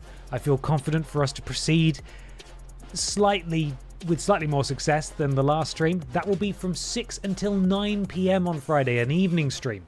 So, see you all then. Thank you, everybody. Catch you next time. For me, and Danny, and Barbara, and Pippa, who you can't see, good night from BENXT.